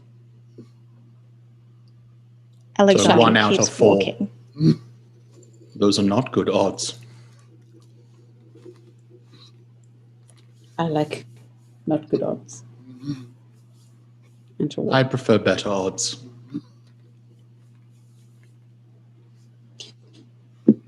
What are you, Chevalier, other than Alexandri's lackey?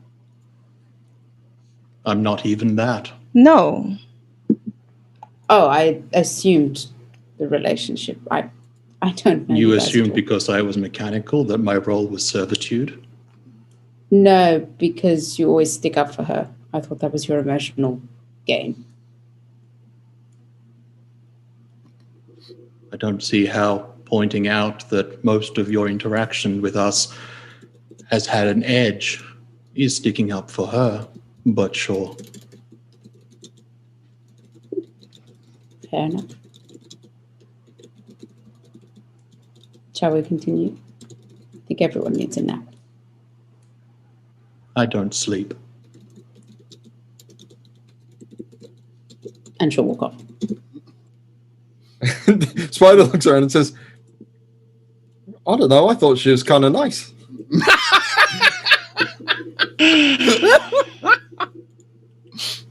Delightful. Delightful. All right. So you folk will continue walking along the north edge of the cavern. Like I say, it's this axis is about 1 kilometer long, just to give an idea. It's morning here. It is a city of between 3,000. I'd worked out that the low number was around 2,000. The high number was going to be around 5,000. I can't decide where it fits, so just take the admonishment of 4,000 with a grain of salt. That's probably the right area, but it's also plus or minus a wiggle. So it is morning. The place is coming to life. There are you guys got here literally at the equivalent of at the crack of sunset, and so the place was just people were still having breakfast at the point you folks were coming down the elevator. So at this point now, the place has largely lit up, both figuratively and literally. I think the spider is going to feel a whole lot more homey all of a sudden. It is very much like almost any other mid-sized town in many respects. I think the thing that's going to be puzzling a Vague to him is you're not seeing any city guard. There doesn't seem to be any guards at all anywhere. Whereas you're just sort of used to, particularly around Shining Capital, there's some idiot in a breastplate standing on practically every street corner. And there's some other fool with a banner, within eyesight kind of thing. Even around Glitter Delta Cove, the entrances were clearly had, guards, and there were banners and blah, blah everywhere. And, there were patrols of guardsmen walking the streets, particularly during the evening festivals when the nightlife was going at full tilt. Heck, even Breezy Point Bay had the slightly grumpy guy at the front gate, just keeping track of everyone that came and went, right? And there were 2 or 3 guardsmen hanging around the local mayor's place. So I think that is probably going to be the thing. No roll required because your floor is a 16 automatically on thiefy stuff. There's just, I think it's just finally. Haven't seen a guardsman since you gotten down here. There were a couple of guys. You saw some banners and stuff around the elevator area. There was, a couple of people in what could be construed as guardsman type gear at each of the elevator way stations. The quote base camps as as she and Maul have called them. But now that you're down here, we're just not seeing much of that at all.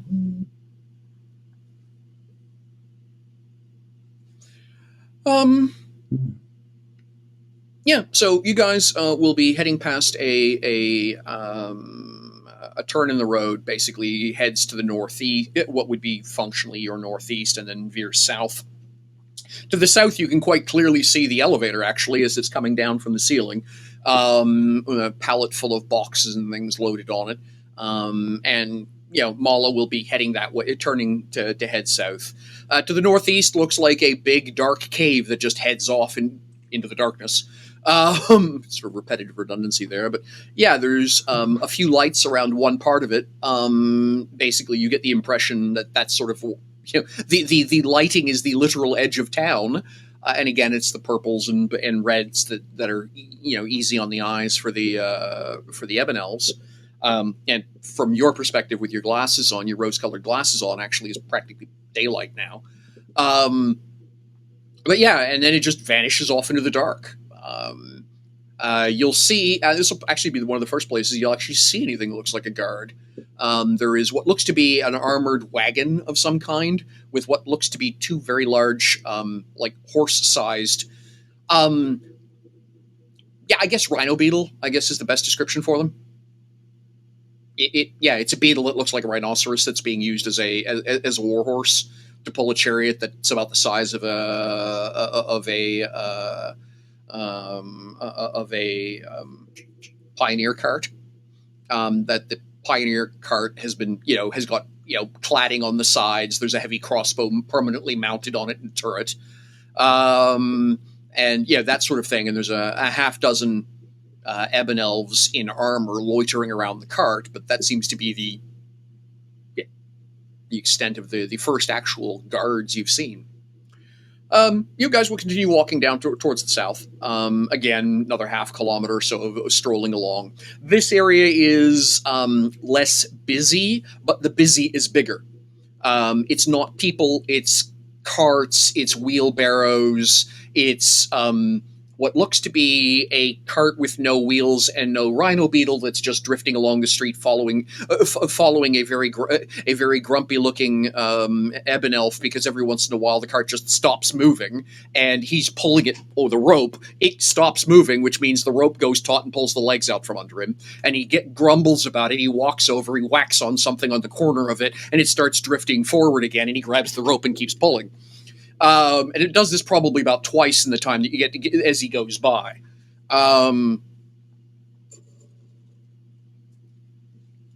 Yes, fetch my steedle. Like that. Fetch my steedle. So yes, and yeah, that leads you down through the warehouse district. All kinds of folk, various shapes, sizes, walks of life, lots of noise, carts, cases being moved around, etc. There seems to be what appears to be a caravan actually here, looking actually absolutely mundane, other than the fact that, as I say, the steeds are all variant of large insect. Well, with the exception of the large lizard. There's some kind of six-legged lizard that looks kind of gecko-like. It's a cross between a gecko and an alligator, I guess is the best way of explaining it. Only, again, it's about the size of a horse. And they're in the process of unloading boxes and bags from that. What? I'm sorry. You can't just say, "Oh yeah, there's a horse-sized gecko down here where there is no sunlight to heat itself," and not have me ask you about the physics. Sure, go ahead. Who are you asking? Who are you going to ask the physics of a horse-sized? I mean, go ahead. Alexandria doesn't even know this stuff. This is just Chantel wondering if there is a giant lamp somewhere. Well, I pointed out it is incredibly warm down here. Thermos, man. Thermos. It's tropically warm down here. Oh. It is tropically warm, tropically moist. It's like it's like Northern Australia after a summer rainstorm. Oh no. It's like Sydney now. Yes. Right. Crocodiles the size of horses. I would love that. Big fan of crocs and snakes. The park. The Croc Park in the Northern Territory. Anyway, yeah. Oh, love it. Love it all. Give me the snakes. All of them. I will cuddle them. And I'll never see my mother-in-law again. But, you know. She nearly disowned me when she saw a photo. Bad situation. So, yeah. And then after a little bit more walking, you guys wind up back in the district you started at, which is where all of the P&B houses are at. And strolling back in the door of the place you originally had your argument about whether or not you were paying for breakfast. Or, yeah, breakfast. So Renamala will roll over to the counter and babble in what basically sounds like Cockney to the owner and gesture at you folk a few times, and then they'll be back to the very Arabic style argument about how much the rooms are getting paid for, finally resulting in both of them throwing up their hands in exasperation at the other two and arguing some more, and then eventually Renamala passing what looks to be a piece of copper that has got some kind of a glowing sigil on it, which the owner will press against an ink pad. Hey, J-Game, thank you very much for the follow. Appreciate that. And then she'll take the imprint on the ink pad to a piece of parchment, and that'll get hung up at the back. And then Renamala will roll back over to where you guys are at and say, so we've got rooms until tomorrow. Take as much time as you need. When we get going, I'd like to get at least 20 odd kilometers in. I know of a decent little camping spot that's not going to. She pauses. The last couple times we've been there, we haven't had any trouble. I think it'll be a good, safe spot for us to set up for it, and for you folks to get used to what it's like down here.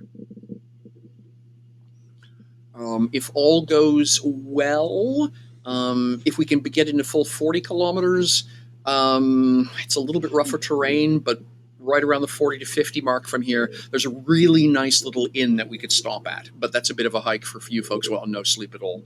So get as much sleep as you need, and we'll make as much distance as we can. Okay. Thank you, Renamala, and thank you, Reneshi, for the tour. Renamala beams. Home. Everyone's proud of it. You ain't ever been to Shiny Capital, have you? No. Right. Well, anytime you come to Shining Capital, let us know. We'll give you a tour.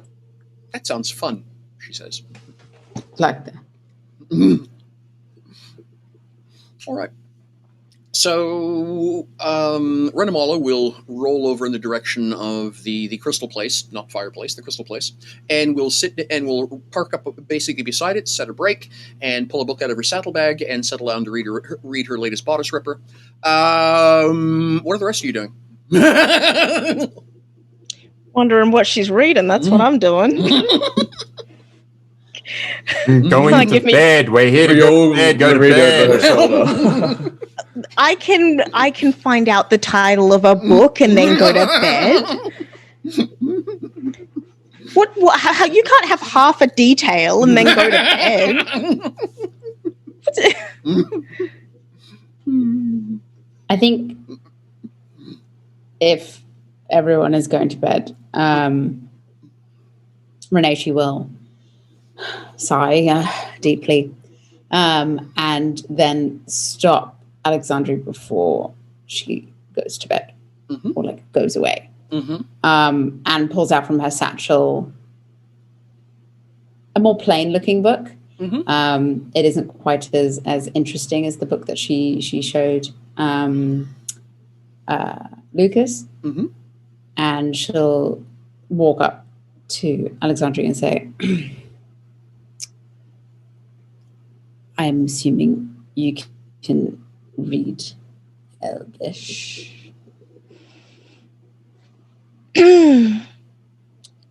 Yes. You can't? Yes. You can? I don't know. Of That course doesn't I sound can. like you. Are you sure? Because it didn't sound like you. Yes, I can read. My father is Elvish. Okay, it did sound like you were a little bit doubting. My father is an elf. I can read Elvish. Okay. And then she'll pull out the book that she was putting away. And she'll hand you the book. And in a Yoda voice, you read the front the front cover, and it's like magic theory, essentially, like basic magic theory. So I started with this one, so it's a good one to always go back to. The first ones are always the good ones. So, basics. The title says, "Dummies, this magic is for." 100%. It's yellow. Doesn't know if insulted or it's just dummy. I'm just going to say It's a fond Ebon Elf word. It's fine. I thought that, listen, if you're going to start with a book, you might as well start with the basics. So if you get some time for light reading. Thank you. Yeah, okay, cool. And walk off. / awkward. I've come up with the title for Renamala's book. I like that that's what you've been doing. Tell me the title of this book. I'm going to write it down. It is Underwehr in die Underworld. Not under the bodice. Just a Victoria's Secret catalogue. It's not even a novel. Oh, gosh. I'm writing it down, though. I figured you would. Along with dummies this book is for. Yes, the problem is your spelling was wrong, Drew. It's this. Oh, yeah.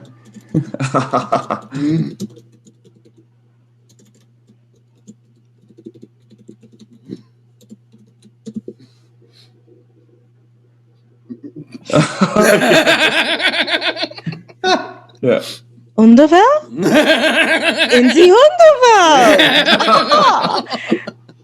The laugh is in the audiobook. Yeah. And that's it. The dean's done. Thank you. Good night. I felt like every single German friend of mine just pass away simultaneously. It's like 1,000 Germans cried out at once. Nine! I'm just going to say. Somewhere in the deep depths of Berlin, someone's going, ow. Oh, There's an entire nightclub calling for help right now. why would you? That's okay. My one lesson in pig German was actually given to me by a German friend who explained that the easiest way to speak German is just to put a bad accent and speak English. It also doesn't help if you add Z to everything. Open Sie Doren.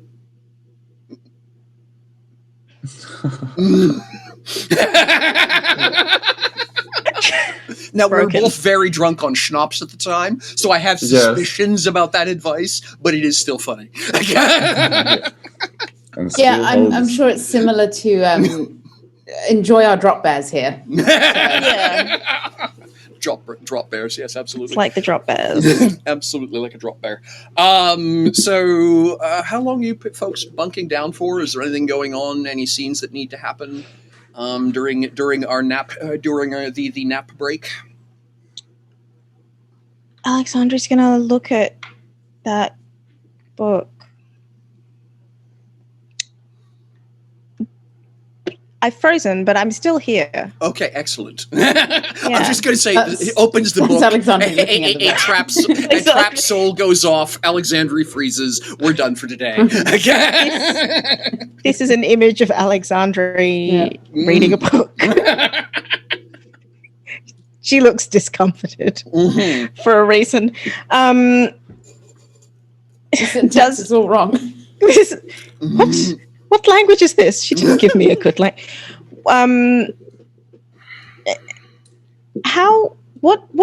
What's in this book? Let's just go with the basics, I guess. What's in this book? The short version of Way Too Complicated. So first off is For Dummies was obviously written by a PhD. Right. So the level of dummy is somewhere around third-year university. Okay. There is a presumption that you have taken, Fundamentals of Magic 101, that you've taken a 202 course in Elemental Theory, and that Arcane Safety and Cosmic Detonations 304 have also been studied and passed at least twice. Right. So after that point, it's fairly meaty stuff. I think the best way of explaining it, however, is that it really does read as though whoever wrote this is of the opinion that magic is just a force, kind of like electricity, that kind of just hangs out and kind of like water and a dam can be manipulated by anyone who has a basic degree in engineering. If you were to replace water with magic and engineering with, arcanery. Yeah. So another question on that. I've taken a number of 300 units in my time. The first couple of chapters are always really dense. And then there's sort of philosophical chapters that come up that are more about, like, well, once you know how to do all of these things and you understand all of the basics, then all of a sudden you can do really cool things like this instead. If Alexandria skips all of the, I just, like, it's really nice of you to give me this book, but, and goes to the point where it's just. The philosophy section? The philosophy section, the practical application, how does one do magic? No, Magic theory that's not even you? it. She doesn't care about how other people do magic. She cares about whether or not it's the same magic, whether it has the same quality that hers does. So I'm going to ask you to make a couple of rolls here to see how open-minded, with everything that has gone on lately, how open-minded Alexandri's feeling right now. So, I'm going to ask you to make a logic roll. Your target number is going to be a 15. Okay. We'll start with that.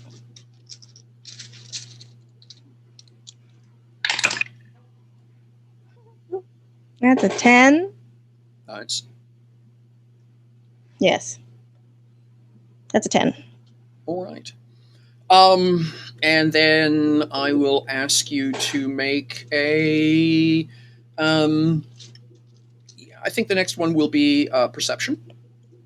In this case, no penalties of any kind, just straight perception. 19. Okay, that's good. Yep. And Will. Well. Oh, that trades in for my creation. Oh, that's an interesting choice, yeah.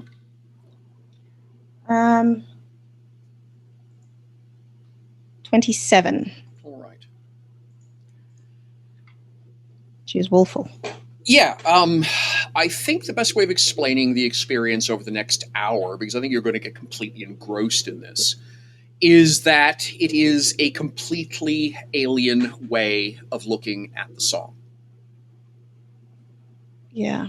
I don't think with that first roll, that logic roll, I don't think that Alexandri can get past the idea that perhaps you're literally talking about a different thing entirely. I think she keeps trying to go back and frame this discussion in terms of her experience of the song. And while she's actually very perceptive and very stubborn about wanting to drill through this, I think that is both a benefit and a hindrance in this case to her.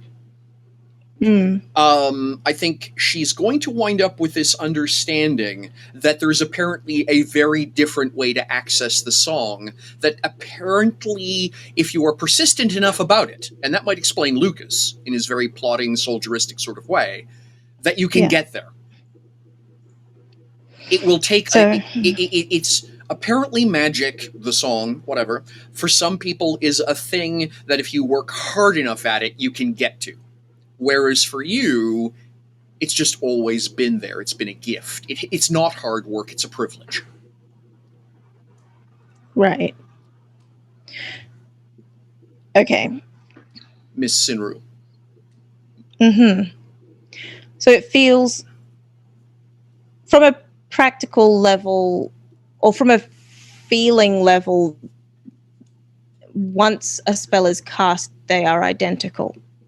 I think the best way of explaining it is the impression you get is that no matter how you get there, the effect is the same. If two people want water, you will both get water. Yeah. If two people want fire, you will both get fire. Right.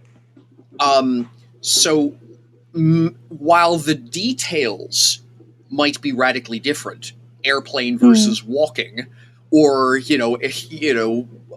skiing versus digging, the effect at the end of it is you've both gone somewhere. Yeah. And wind up at the same destination. Does that make sense? Yeah. So the journey might be different, but the destination is the same. Yes. Okay. Danke.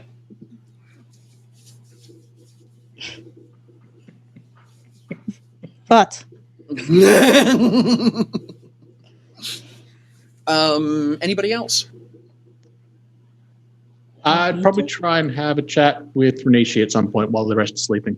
Okay, let's do that.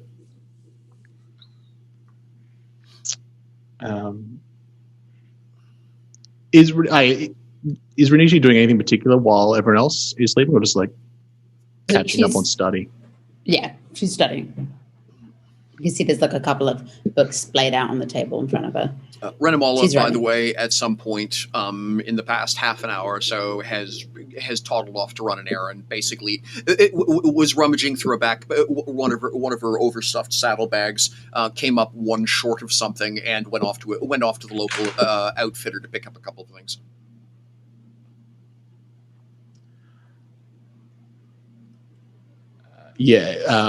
Chevalier comes up, and he's like, "Excuse me, Renishi, do you mind if I sit?" No, go ahead. Shall I close the books? I feel like we are getting off on the wrong foot. And if we are going to be spending however long this journey takes together, it would be preferable for that not to be the case. Absolutely, Chevalier.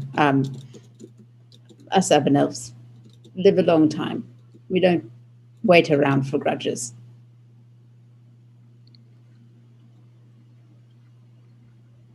I mean, as far as I am aware, I could be potentially ageless, and I still don't have time for it myself. I don't think I can imagine being ageless. I think I suppose it's quite difficult. I suppose it's more accurate to say that I don't know, but I don't have organic parts to get older, and I seem to repair myself. She's like looking at you, very interested. Like, I don't know. I suppose this is probably the first time she's seen someone like you. I would be surprised if that wasn't the case. Yeah. He has so far been relatively unique in his experience. I understand that there are some spells that you can do to create longevity, but in the end, everything dies. So I'm interested.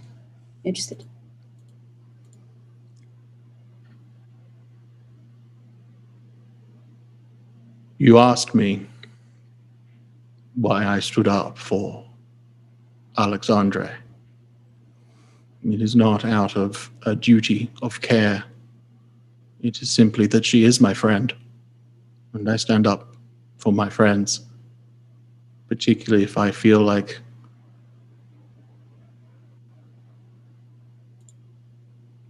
they are being bullied, I guess. Well, then I apologize if I came across like I was bullying Alexandria. I suppose I don't really like it when people haven't worked as hard as I have for this.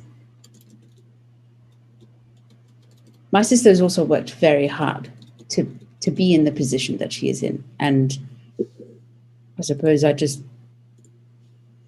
value that quite highly. And I shouldn't have let my personal feelings get in the way of my duty, I suppose. It is understandable. I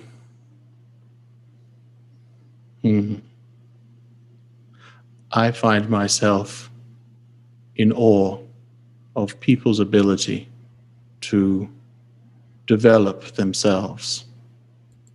People are born, they do not have some express purpose. They get to choose, assuming within reason and resource. But if all things were fair, they would choose. They would work at something. They would get better. They develop their own purpose. Whereas I, when I was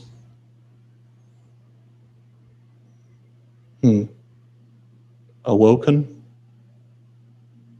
Reanimated? I'm not sure. But I awoke with knowledge of my abilities, and little else. So I understand the appeal, the pride of having achieved through your own effort. But on the other side, the thing to keep in mind, Alexandre did not ask for this. She has been thrown into the deep end, as it were, with very little warning or time to prepare. And she puts on a brave face, but it is difficult. Everything is new. Everything is, to a degree, unknown, and she simply just has to face it and deal with it. And she has little choice in the matter.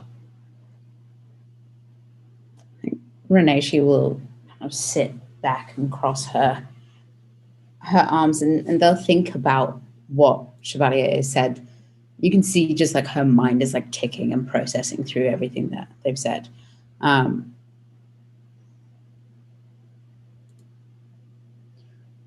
Well, then I suppose it should really be seen as a blessing that I've been a dick to her. Because that's a new experience, is it not? Not particularly. The court is vicious by default. People being snide is a common occurrence, but I have a friend from when I was first adventuring. He loved playing pranks. I was the target of many of them because, well, I didn't know any better. But he had a very firm rule. When you prank someone, the person who must most importantly enjoy the prank is the target of the prank. Otherwise, you are simply bullying them. And he did not bully people.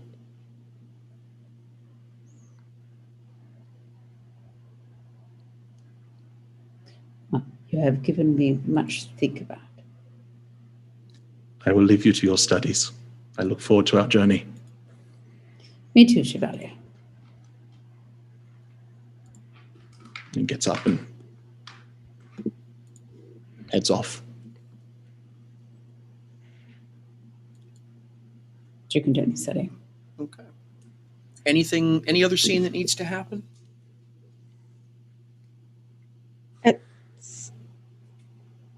At some point, Alexandre wants to search out Spider. Mm-hmm. Go ahead. At what point? I don't know. I mean, you want a real-time recreation of napping, so we're meant to be sleeping, so we can go for a walk, mate.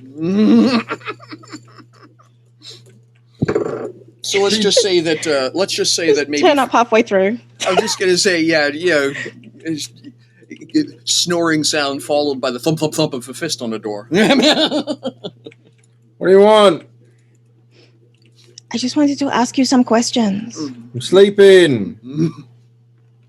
Can you sleep later? We're gonna be walking later. But I want to ask questions now. All right, 1 second. And then there's like 30 seconds, like an extended period of time of like what sounds like various apparatus being dismantled on the door. All right, you can open it now. She opens the door and looks at it? Like, what? Just looks like a door. you unlock? Huh?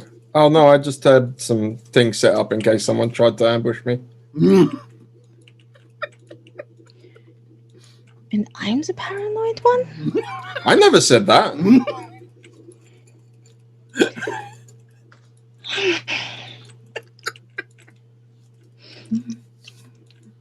Spider, Mm-hmm. why do you lie? Usually to gain some tangible benefit in an interaction with somebody. Is this like a me specifically, or are you asking the generic you? Why does one lie? Both? Mm-hmm. I don't. You occasionally do, but not very well. One, you're a liar. Two, you're bad at it.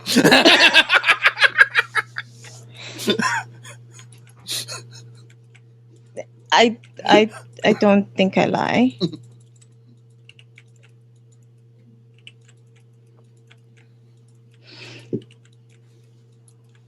But what is it? What do you mean by tangible benefit? All right. Say you own a shop Okay. Yes. and you deal in buying and selling, let's say, chickens. Okay. And I come in with a chicken and I tell you, this is the rarest chicken in the entire world. It lays golden eggs. Wow. And it is worth 200 gold coins. Just 200. I know. It lays golden eggs. I know it's a steal, but I need to sell it quickly because, Okay. I'm moving out of town. Yes. If you got 200 gold coins, I'll give you the chicken. Okay. All right. And I give you the chicken and you give me 200 gold coins and then I fuck off. Yes. And then you've got a chicken that does not lay golden eggs because that's a I was problem. lying. Yes. I have 200 gold coins and you have a fucking chicken, mate.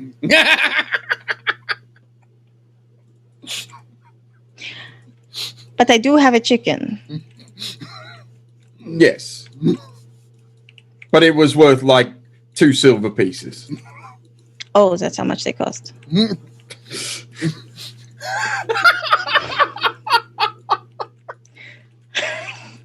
I think I needed context. Uh-huh.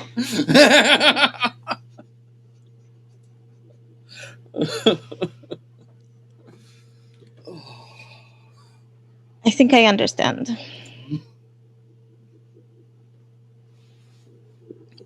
But why do you lie? It's a good question, that, isn't it? That's why I'm asking it.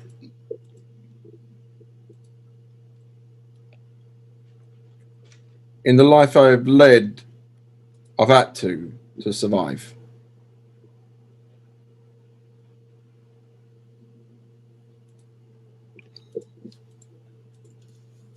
Did people often try to sell you chickens? Yeah. Yeah, they did. So you started lying because they started lying first. Well, either you're the one selling chickens or you're the one buying them. The metaphor doesn't quite hold up. But Well, if you just own a chicken farm, you don't need to worry about it.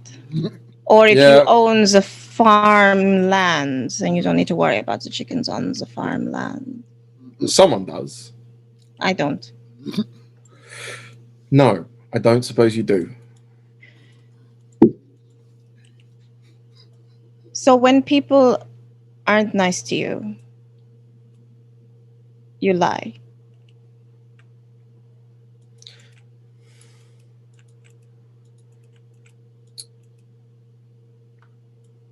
When somebody has something that I want, and I don't think I can get it by telling the truth. I'll lie. How do you know you won't get it by telling the truth? Unless you try telling the truth. Practice. See, the thing is, right, I know what it's like for you lot in the courts and dealing with other noble folk. The trick there is to tell the truth or to not say anything at all, or to say something completely different. Because you don't want to be caught lying. But it's not really that different. The thing is, when you're poor and you tell the truth, you get hung. Hanged. Hanged is correct, yes.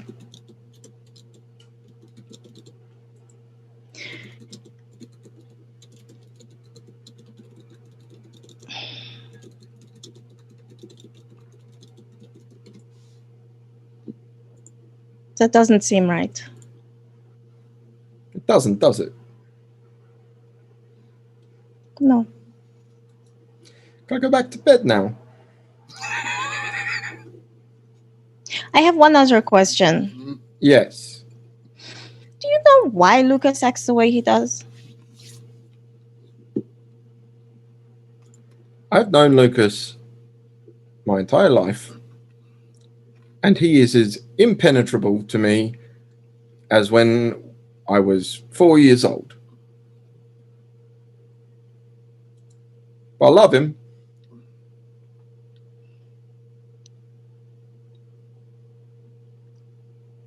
He doesn't make any sense. Isn't it wonderful? No. And then Spider just like starts pushing you out the door. She leaves.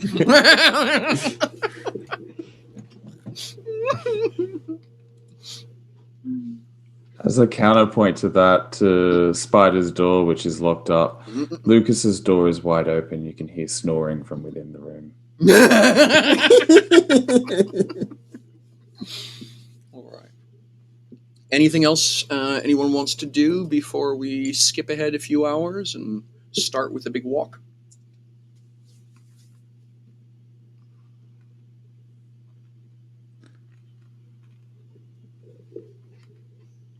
All right, I'll take that as a no.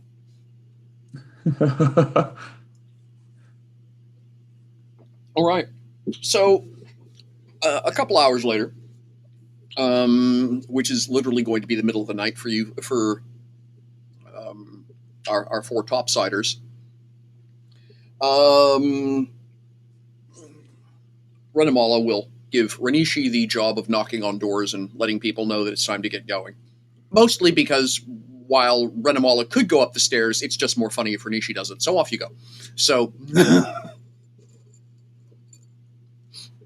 She just gets like a pot and pan, like, y'all didn't know something to me. Yeah. Come back later, I'm sleeping.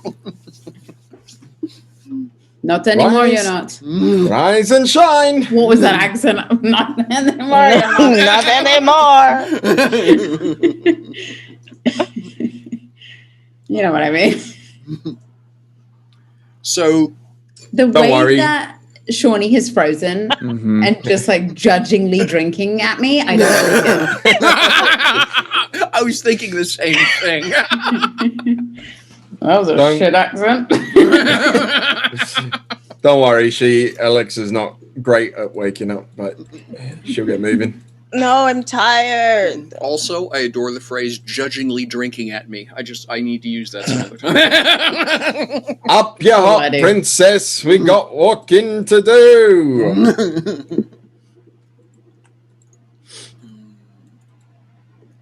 Yeah, I think Lucas she is will walk totally past ready. like Lucas's open door and be like,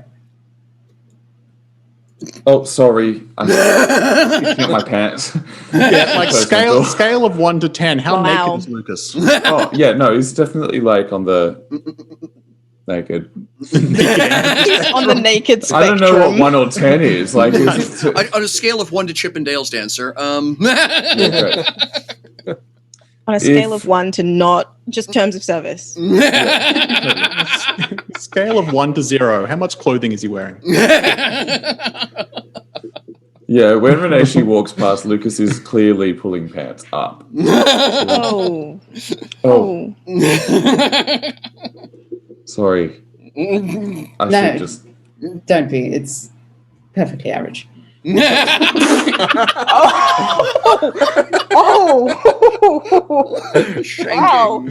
The shankings, ladies and gentlemen. I wish Alexandri were awake. Oh. What's the bane for that one? I'm pretty sure that's 2d8 pride damage right there. Yeah. Maybe that's fear? Oh no, we have the proud. Demoralized. We both have the Demoralized. proud, Is that so a you may forced have move? just Have I started a been- real grudge. It may be fear. It may be disarmed. Stunned. No, it's Nullified. legged in Lucas's case. Could be Knocked truthfulness. Knocked down. You are now prone. Yeah, literally, as she says that, I stumble on my pants and Let's add stupefied to that then. I'm stupefied. I'm getting all of them. All right. So this is where you folks are. Switching over to the map view real quick. You guys and gals are in Marshall. And we'll just, Michelle will, apologies about the captions stopping here for a sec. It's a side effect of the way the software works. Tuck that out of the way. So what Renamala explains to you is you're going to be walking roughly in the direction, towards the, in a west-northwest sort of angle for the next few days. The best description she can give you is there's a lot of ups and downs. Most of it has got bridges. There's going to be a couple places where some thinking is going to be required. It's not hard walking. And then she's going to pause, or at least from Night Elven perspective, Ebon Elven perspective. It's a trade route. We shouldn't have that many troubles there. There are a couple of spots which are going to be a little bit rough. She's going to sigh for a moment. As you guys are hiking along and getting your first real walk into the dark. Now, just for benefit of the audience, a little while ago I posted in text form, Renamala's survival rules for the Underveld, just so the players would have an advanced look at it. So, as you guys are walking along, essentially, I'm just going to, narrate what it is she's telling you, but just for the benefit of the audience, the players have already seen this and have an idea what's going on. So, as you guys are making your way along, she's going to say, so I mentioned earlier we were in this sound, and I apologize for losing my temper. You remind me. She's going to pause for a moment as she's rolling along.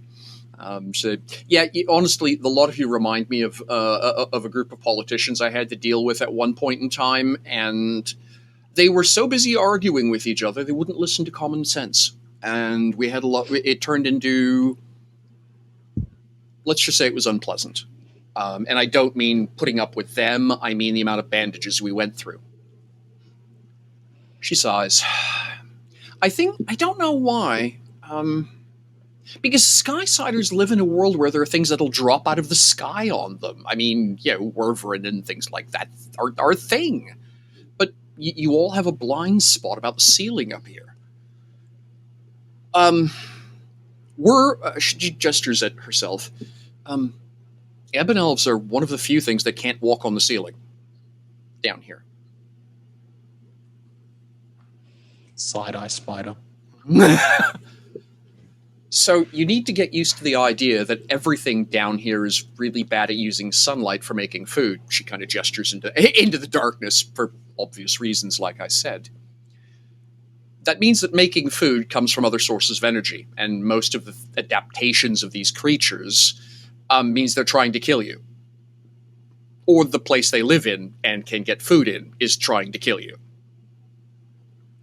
One of the things you have to get used to down here is what we Waywalkers call meat traps. Meat is the primary source of energy down here. Everything down here is a carnivore until proven otherwise. And a meat trap is insects will use it, reptiles, worms, relotus, tits, even some of the plants and fungi use meat traps. And a meat trap, there's a type of fish that someone told me about in the sky side that has a glow around its face that attracts other fish to come and inspect what the glow is, and that's how it gets them to come close enough that it can lunge forward and eat them. Practically everything uses a tactic like that down here. If it glows really, really pretty, it's probably a meat trap. If it smells really sweet or really sexy, it's probably a meat trap. If it shines like a gemstone, but it just seems to be really out of place where it's sitting, it's a meat trap. If you suddenly see what looks to you like a bottle of wine or a gold brick, it's probably a meat trap. In short, if something suddenly appears to you in a way that feels really out of context down here, it's probably a meat trap, pointed out to Shirai. And the reason is that a lot of the effects down here are based on warping your perceptions. So, as Waywalkers, we've been trained to see things differently than most other people. She kind of looks at Chevalier. I don't know if you're going to notice any of this. So you might actually be a really good third anchor.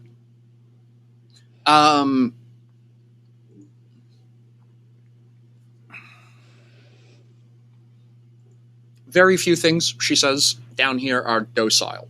There are a lot of things down here that pretend to be docile to sucker you into getting close enough to pet it so that it can eat you.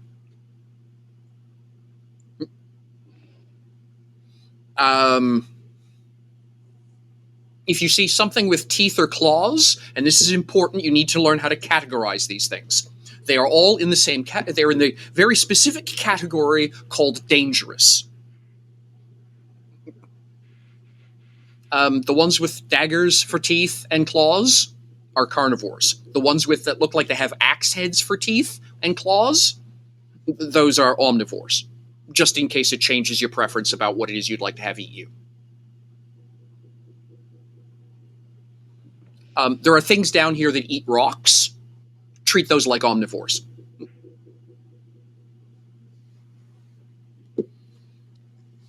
Anything that glows is either stupid or wants you to think it's stupid so that it can eat you for thinking it was stupid.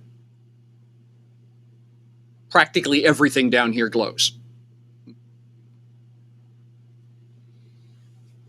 Anything with a stinger in its tail, spits something, or has wings dies first. Things that have combinations of these things die firster.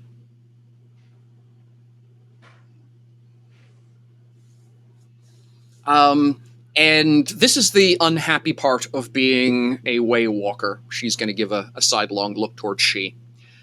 If she or I tell you to run, you are to turn and run. You will run all the way as far as you can, and you do not stop running until you have reason to believe you would prefer dying to running any further. I'm not kidding. Verbal Adran, there are a couple of versions of them that we can't take. My job as a Waywalker and She's job as a Waywalker is to make sure you live. If we tell you to run, you run. No heroics, you run.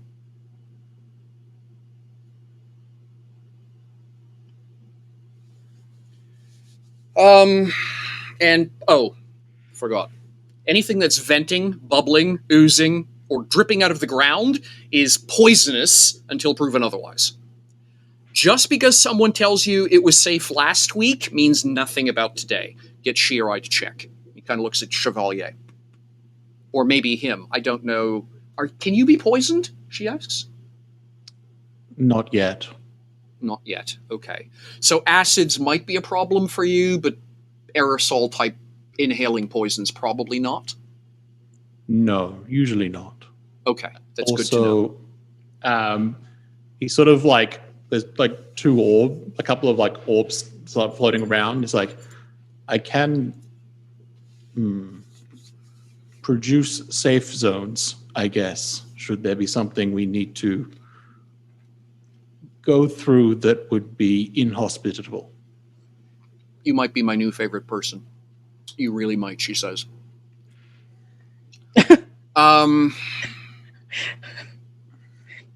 Last rule. You never go to sleep down here unless you're in a town or you have two people standing guard. Or you will not wake up. See comments about carnivores and omnivores. So we have to plan shifts. 2 people awake at all times. We get our sleep in rotation. We travel rested. When we start to get too tired, we take breaks. We get rotated sleep, because the last thing we need is someone being so tired because of a long day's walk they fall asleep on guard, and the one person who's left awake makes the mistake of not being able makes the mistake of letting them sleep.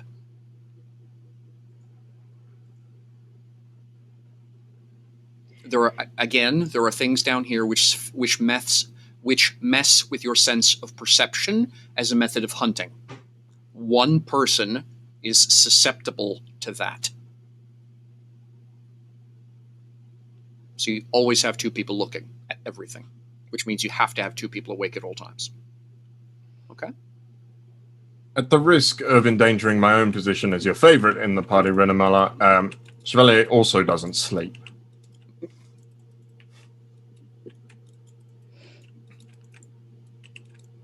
Is anything down here nice? No. I was going to say me, but Marla's right. Why do you stay? Renamal is going to sigh for a moment.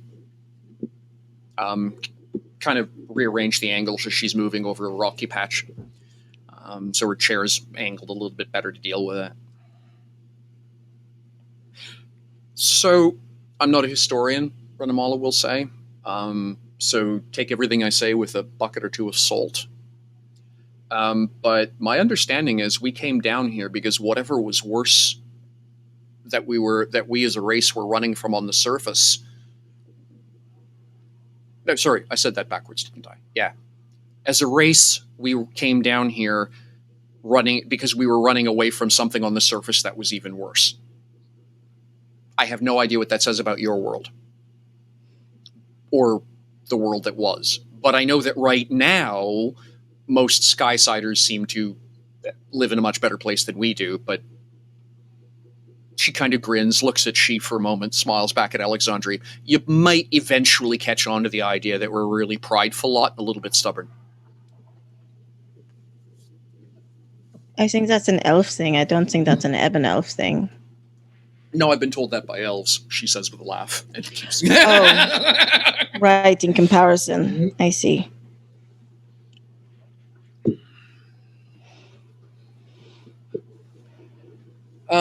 So yeah, I'm really hoping, she says, that, like I say, if we can get 20 kilometers in today, I think it's about 20 kilometers, 20 and a bit, there's a really good spot we can pull into.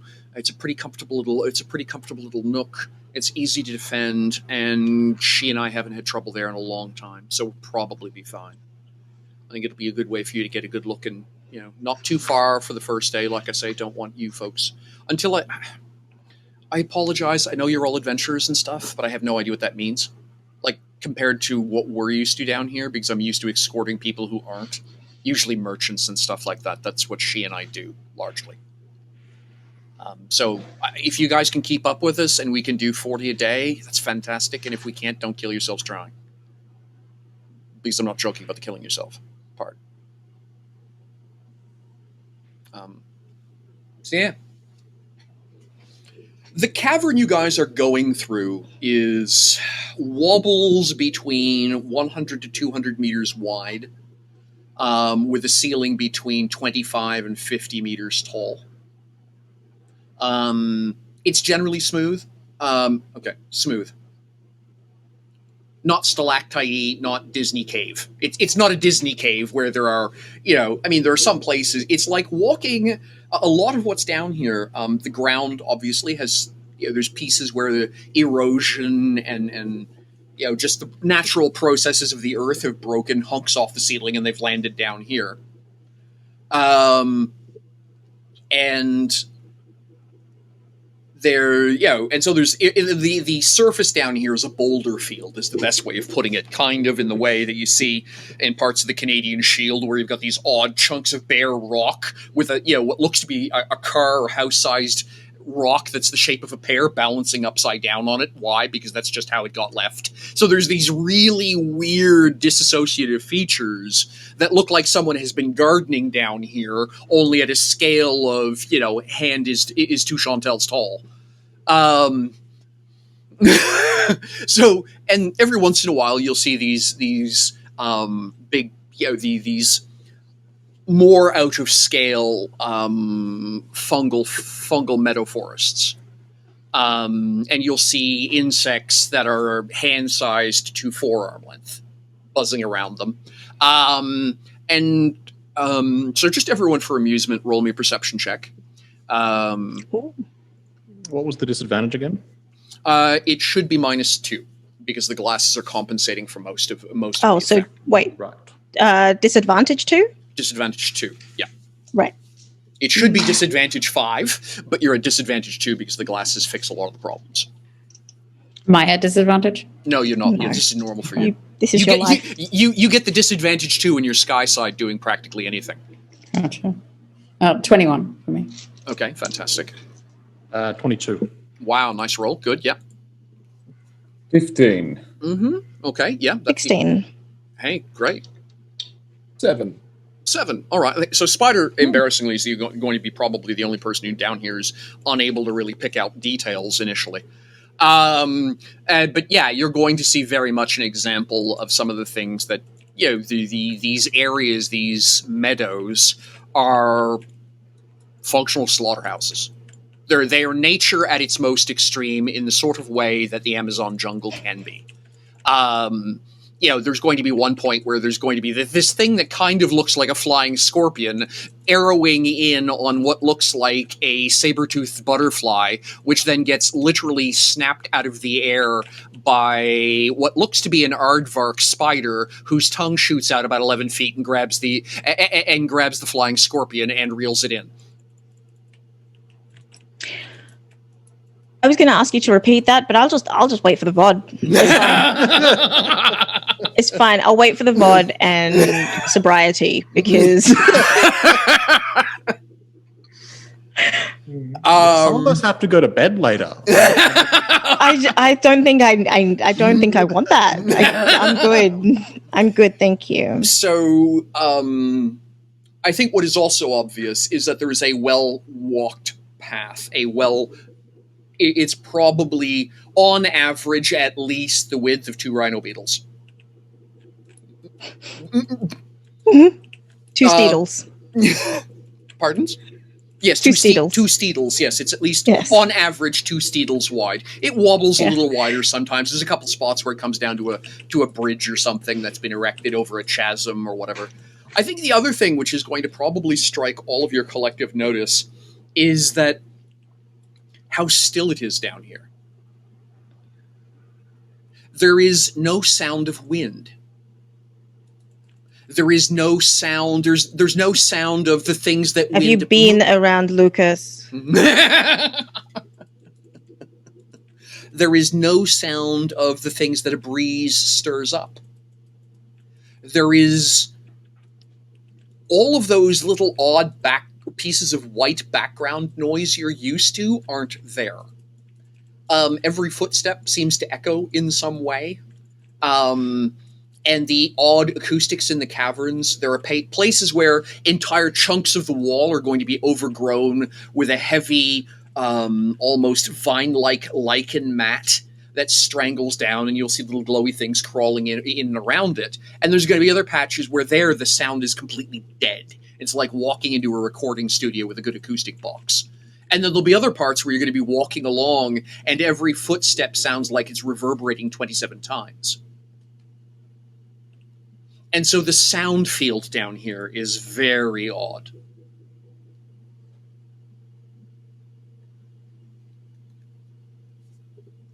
Anything you folks are looking at or talking about or as whatever as you go? We're just about to wrap up here for the day. Alexandria has one thing to say to Chevalier, which is, Chevalier, I need you to keep an eye on the ceiling because I'm scared to look at it.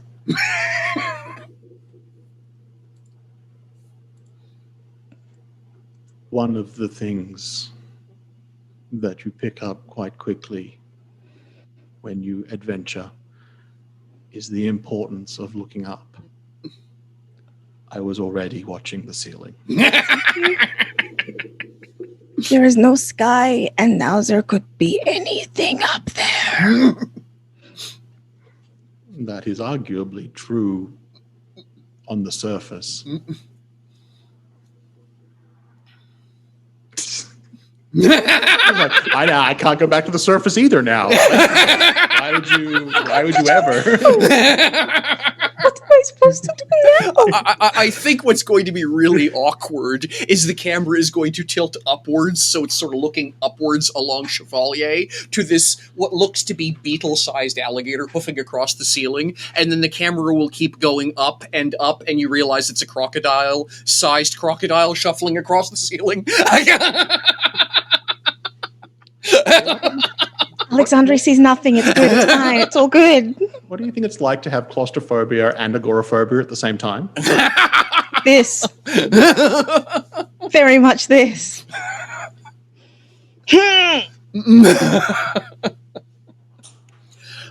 Just to wrap the day up, because I think it's funny, I'm going to ask everyone to, you decide which you would prefer to roll, either fortitude or will. I'm looking for a DC.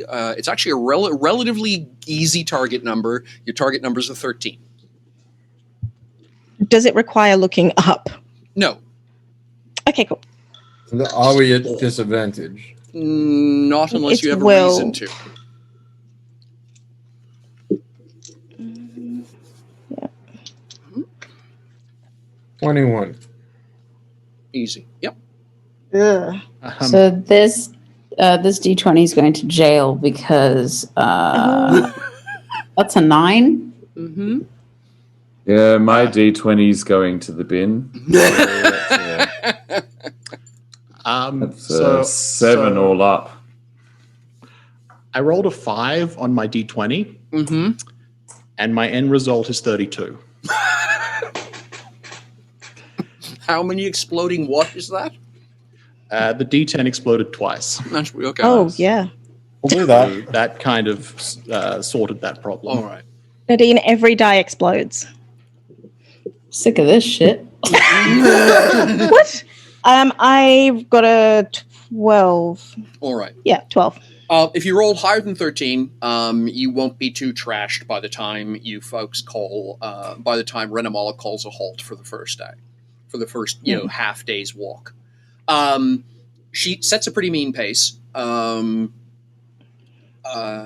She knows the path fairly well. You've been this way more than a few times, but not nearly as many as that. I haven't done my cardio in a while. No, I'm just going to say you've been spending an awful lot of time in a library as opposed to a treadmill.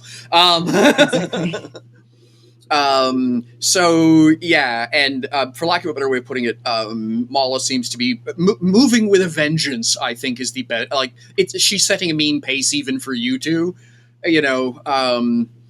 So yeah. But you guys all will eventually arrive in various states of huffing and puffing at a sort of this almost hand-shaped cavern, where you guys have sort of come in on one finger, and the obvious bulk of the cavern continues on to the northeast, but there are all these little side spurs that lead off into various angles of darkness. In the middle of the place, almost disconcertingly, is going to be what looks to be a graveyard. It literally is a whole bunch of sarcophagi-type structures. You know this place. It's common. It's no big. It's not a surprise. This is here. This is no cause for alarm. But yeah, I think for the rest of you, having gotten the pep talk earlier, this is probably one of those, oh hell, what is this moments. And Nice warm up. When do we how long is the break? When are we kicking off? Mala will point over at one of the fingers, as it were. She says, about 20 meters down, there's a little side passage we can tuck into. Easy to defend. There's actually a little bit of a natural breeze that actually moves through there, so we can light a small fire if you want. Oh, forgot to mention that. Don't light fires down here. The atmosphere something glowing things are stupid. No, not that actually. She says it's actually a whole lot simpler. There aren't any trees. What if you can have fire without trees? Oh, no, I mean fire burns air. So unless you can see, like, she's going to gesture around, and there aren't any big... This is one of these places that doesn't have a fungal, one of the fungal meadows. Unless you can see one of those fungal meadows, she explains, there's no source of fresh air handy. If you can't feel a breeze, there's no source of fresh air handy. And if you light a fire, you're burning the stuff you're breathing. The other alternative is you'll find out you're standing in a pocket of gas that's exceedingly flammable. And not only will it burn all of the stuff you're breathing, it'll burn you too. So unless you can unless there's an obvious breeze or a fungal meadow, no fires. You get used. She giggles. You get used to a very spicy sort of cooking down here, she says with a giggle. So we'll tuck in. We'll have some lunch. But yeah, I know this spot's got a little breeze in it. There's a natural chimney that leads up into a different cavern, so you get a little bit of fresh air that moves through. So if you guys want to actually light a little fire just for the comfort of it, you can. And we'll park here for a little bit. And when you guys decide you want to continue on, because I know it's after midnight your time, we can keep going, or we can hang here until you guys... Well, we'll stay here until you're ready to press on, I guess is the best way of putting it. You'll have to start learning to live on our clock eventually because, well, she giggles. Everybody else down here does. So, yeah, but I don't expect you to shift 12 hours in, one walk. So, just really quick as we wrap up for today, is there anything you folks are specifically going to do as you guys set up in the little side cavern? It's kind of a little S-curve. Lucas can immediately appreciate how easily defendable it is. It's barely wide enough for Mala to get her chair through at one point. What she calls the squeeze is barely wide enough for her chair, which means that Lucas dropping to a knee with his shield in front of him is functionally a brick wall. There's just no getting past that point. Chevalier putting his hand out and saying no is functionally a brick wall. So it becomes really easy to defend that little corner. And as you come in, because the cavern does narrow into that little S curve, you can actually feel air drifting by your face. Probably for the first time, you're aware of the hair moving, a little curl of hair or something you have drifting in a very thin breeze. It's probably, the first time all day since you've gotten down here. So yeah, anything in particular you're doing, or just having a little bit of lunch and chatting? It'll be the rubbing the muscles, stretching. Yep. Doing Quite all a that. stone warm. You said there's like a chimney kind of tunnel thing that leads up or something. Mm-hmm. So yeah, there's like a moment where Spider's just like, yeah, check it out, and just like climbs up the wall on all fours, just like, and that's like looking up, just exploring. Yep. But like not going past the entrance because that would be beyond where Renamala says is safe. Yeah, so there's definitely, as you move up towards that part of the ceiling, definitely. This area has been shaped by earth forces, I guess is the best way of putting it. The cavern literally moves upwards into a very narrow pipe. You could probably squeeze through there because you know how flexible you are and you've worked through spaces like that. But it's fairly tight. There's a little bit of water trickling down it. So there's obviously some sort of moisture up above. Either it's condensation or something. There's a very clear breeze moving up past you. all kinds of interesting smells and stuff that just, all of it being concentrated into a very narrow column, if you will. So it's very much more poignant. I think you're going to be aware that there's a pair of eyes looking back down at you, but it doesn't say anything. And literally, it looks like a pair of lights blinking at you in the darkness, and then you hear some scuttling. Whatever it is didn't want to see you any more than you wanted to see it. Yeah. And then I think he just drops back down. It's like, yeah. Super safe little alcove you got here. Well, and they're just like, no.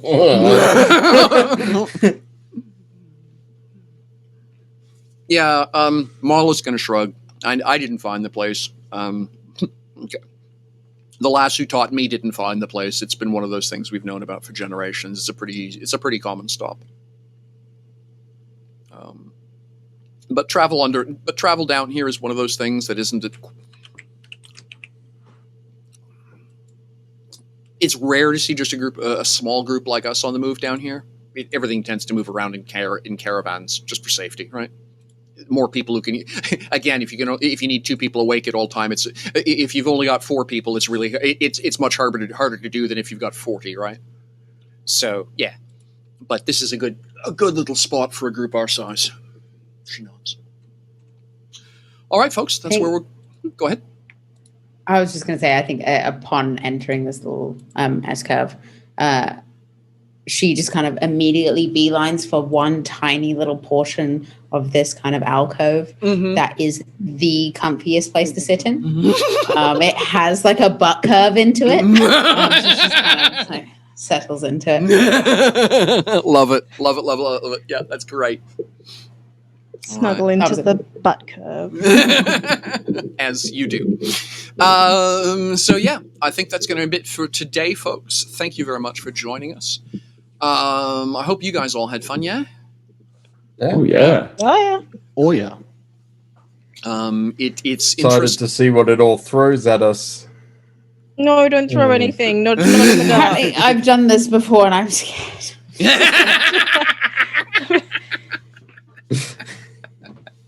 Alrighty, so yeah, that time of the day again. Goodbyes and where to find us, and we'll be back in a week. Yeah, Drew.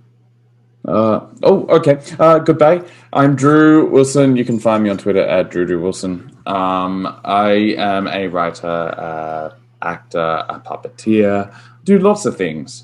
I won't be here next week. I know. Lucas gets kidnapped by the thing with the eyes. Yeah.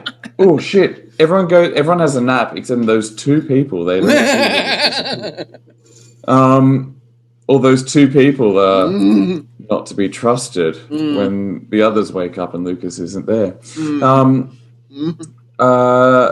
What else? Oh, I'm getting a puppy in 2 weeks. Awesome. Yeah. So Stream puppy. Stream puppy. Stream puppy. Beautiful little puppy. That's hopefully. Fantastic. And its little bed is going to be right next to me. So awesome. So what you're saying is next time we see you, you'll be with puppy?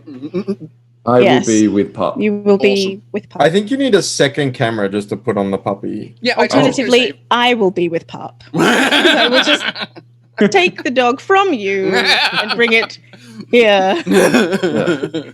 All right. Anything else, Drew? No. All right. Sam? Had a blast. Hey, I'm Sam. I'm a voice actor and performer from Brisbane. You can find me on Twitter at _RealSammyP. I am in about, forgotten what day it is, sometime next month, we're going to start recording a new podcast for Shrike Tabletop. Oh, yes. Playtesting their in development game, Era of Silence. So Chantel and I will be doing that. So that should be very interesting. I can't remember what kind of turnaround they're expecting, but obviously let you know once it's available to be listened to. Yeah, for sure. An appropriate amount of time. Yeah. All right. Very cool. Anything else, Sam? No. All right, Chantal? It's me. It is you. I'm Chantal. I am I don't know what my... Oh, great. It's that. Cool. I cast Wall of Text. I cast Wall of Text that doesn't actually have everything right now, so that's fun. I am everything. I am life itself. I am an actor, writer, game designer, streamer, and I am a psychologist. I spend a lot of my time on Twitter philosophizing and writing on my site, which is wordswithcolor.com, and I record podcasts, one of which is Shrike, the other of which, two others, but one of them I don't know if I can announce yet, so I won't. The other one is for a game. Booking for the win. I'm sorry. I didn't mean to. I forgot. The Tesserae system, which is a new system being developed. We'll see where it goes. And I'm one of the writers on Omens Rising, which is a narrative-focused game in which we develop cultures, which is amazing. I'm also in the fully cosplayed stream, The Falkenstein Affair, which is this Tuesday. No, this Tuesday for me, this Monday for everyone else. Yes. On the other side of the world. That's a bi-weekly game, and that's at 8 p.m. Eastern Time. I'm also going to be playing Good Society. Watch them blush immediately. You don't understand. We ended last session on a double fade to black. Not one couple, two couples. Double fade.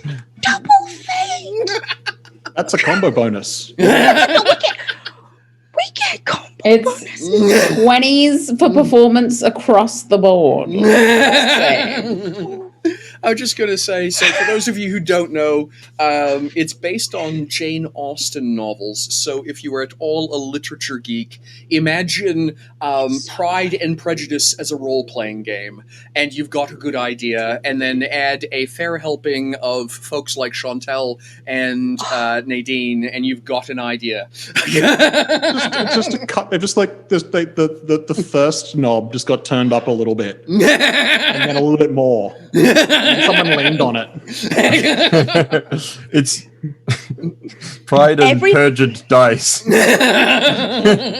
Every game I play must have an element of thirst, or I would never stay hydrated. Is it like thirst, like you're getting a drink, or like you just open the floodgates to a dam? That's kind of what the game is, really.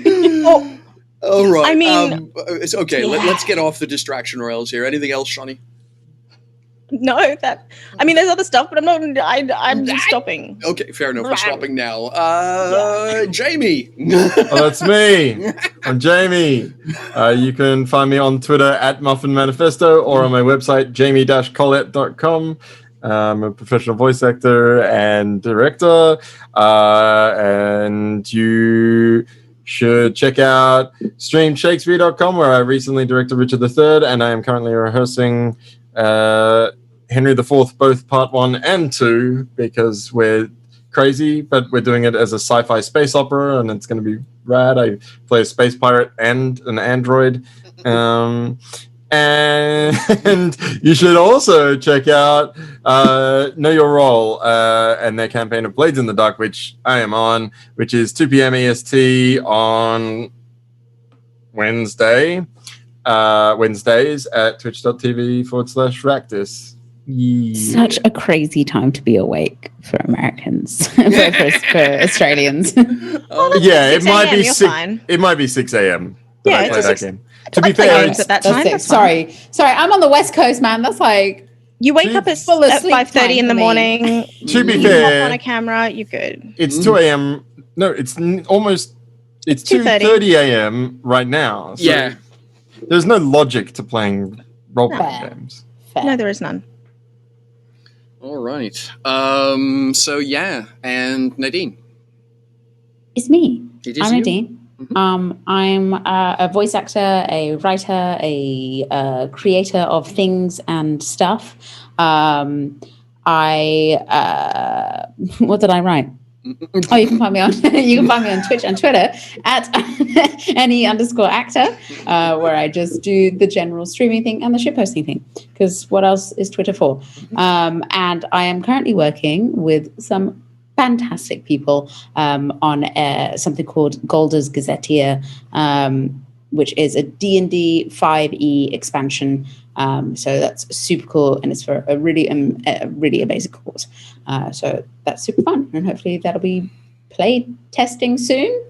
Excellent. And the link is in chat. Yeah. And the link to the Kickstarter is in chat. Yes. Awesome. All right. And of course, I am Michel Vaillancourt. I'm the storyteller and games master for this fantastic group of folks. Nadine, thank you again for joining us. Love having you at the table with us.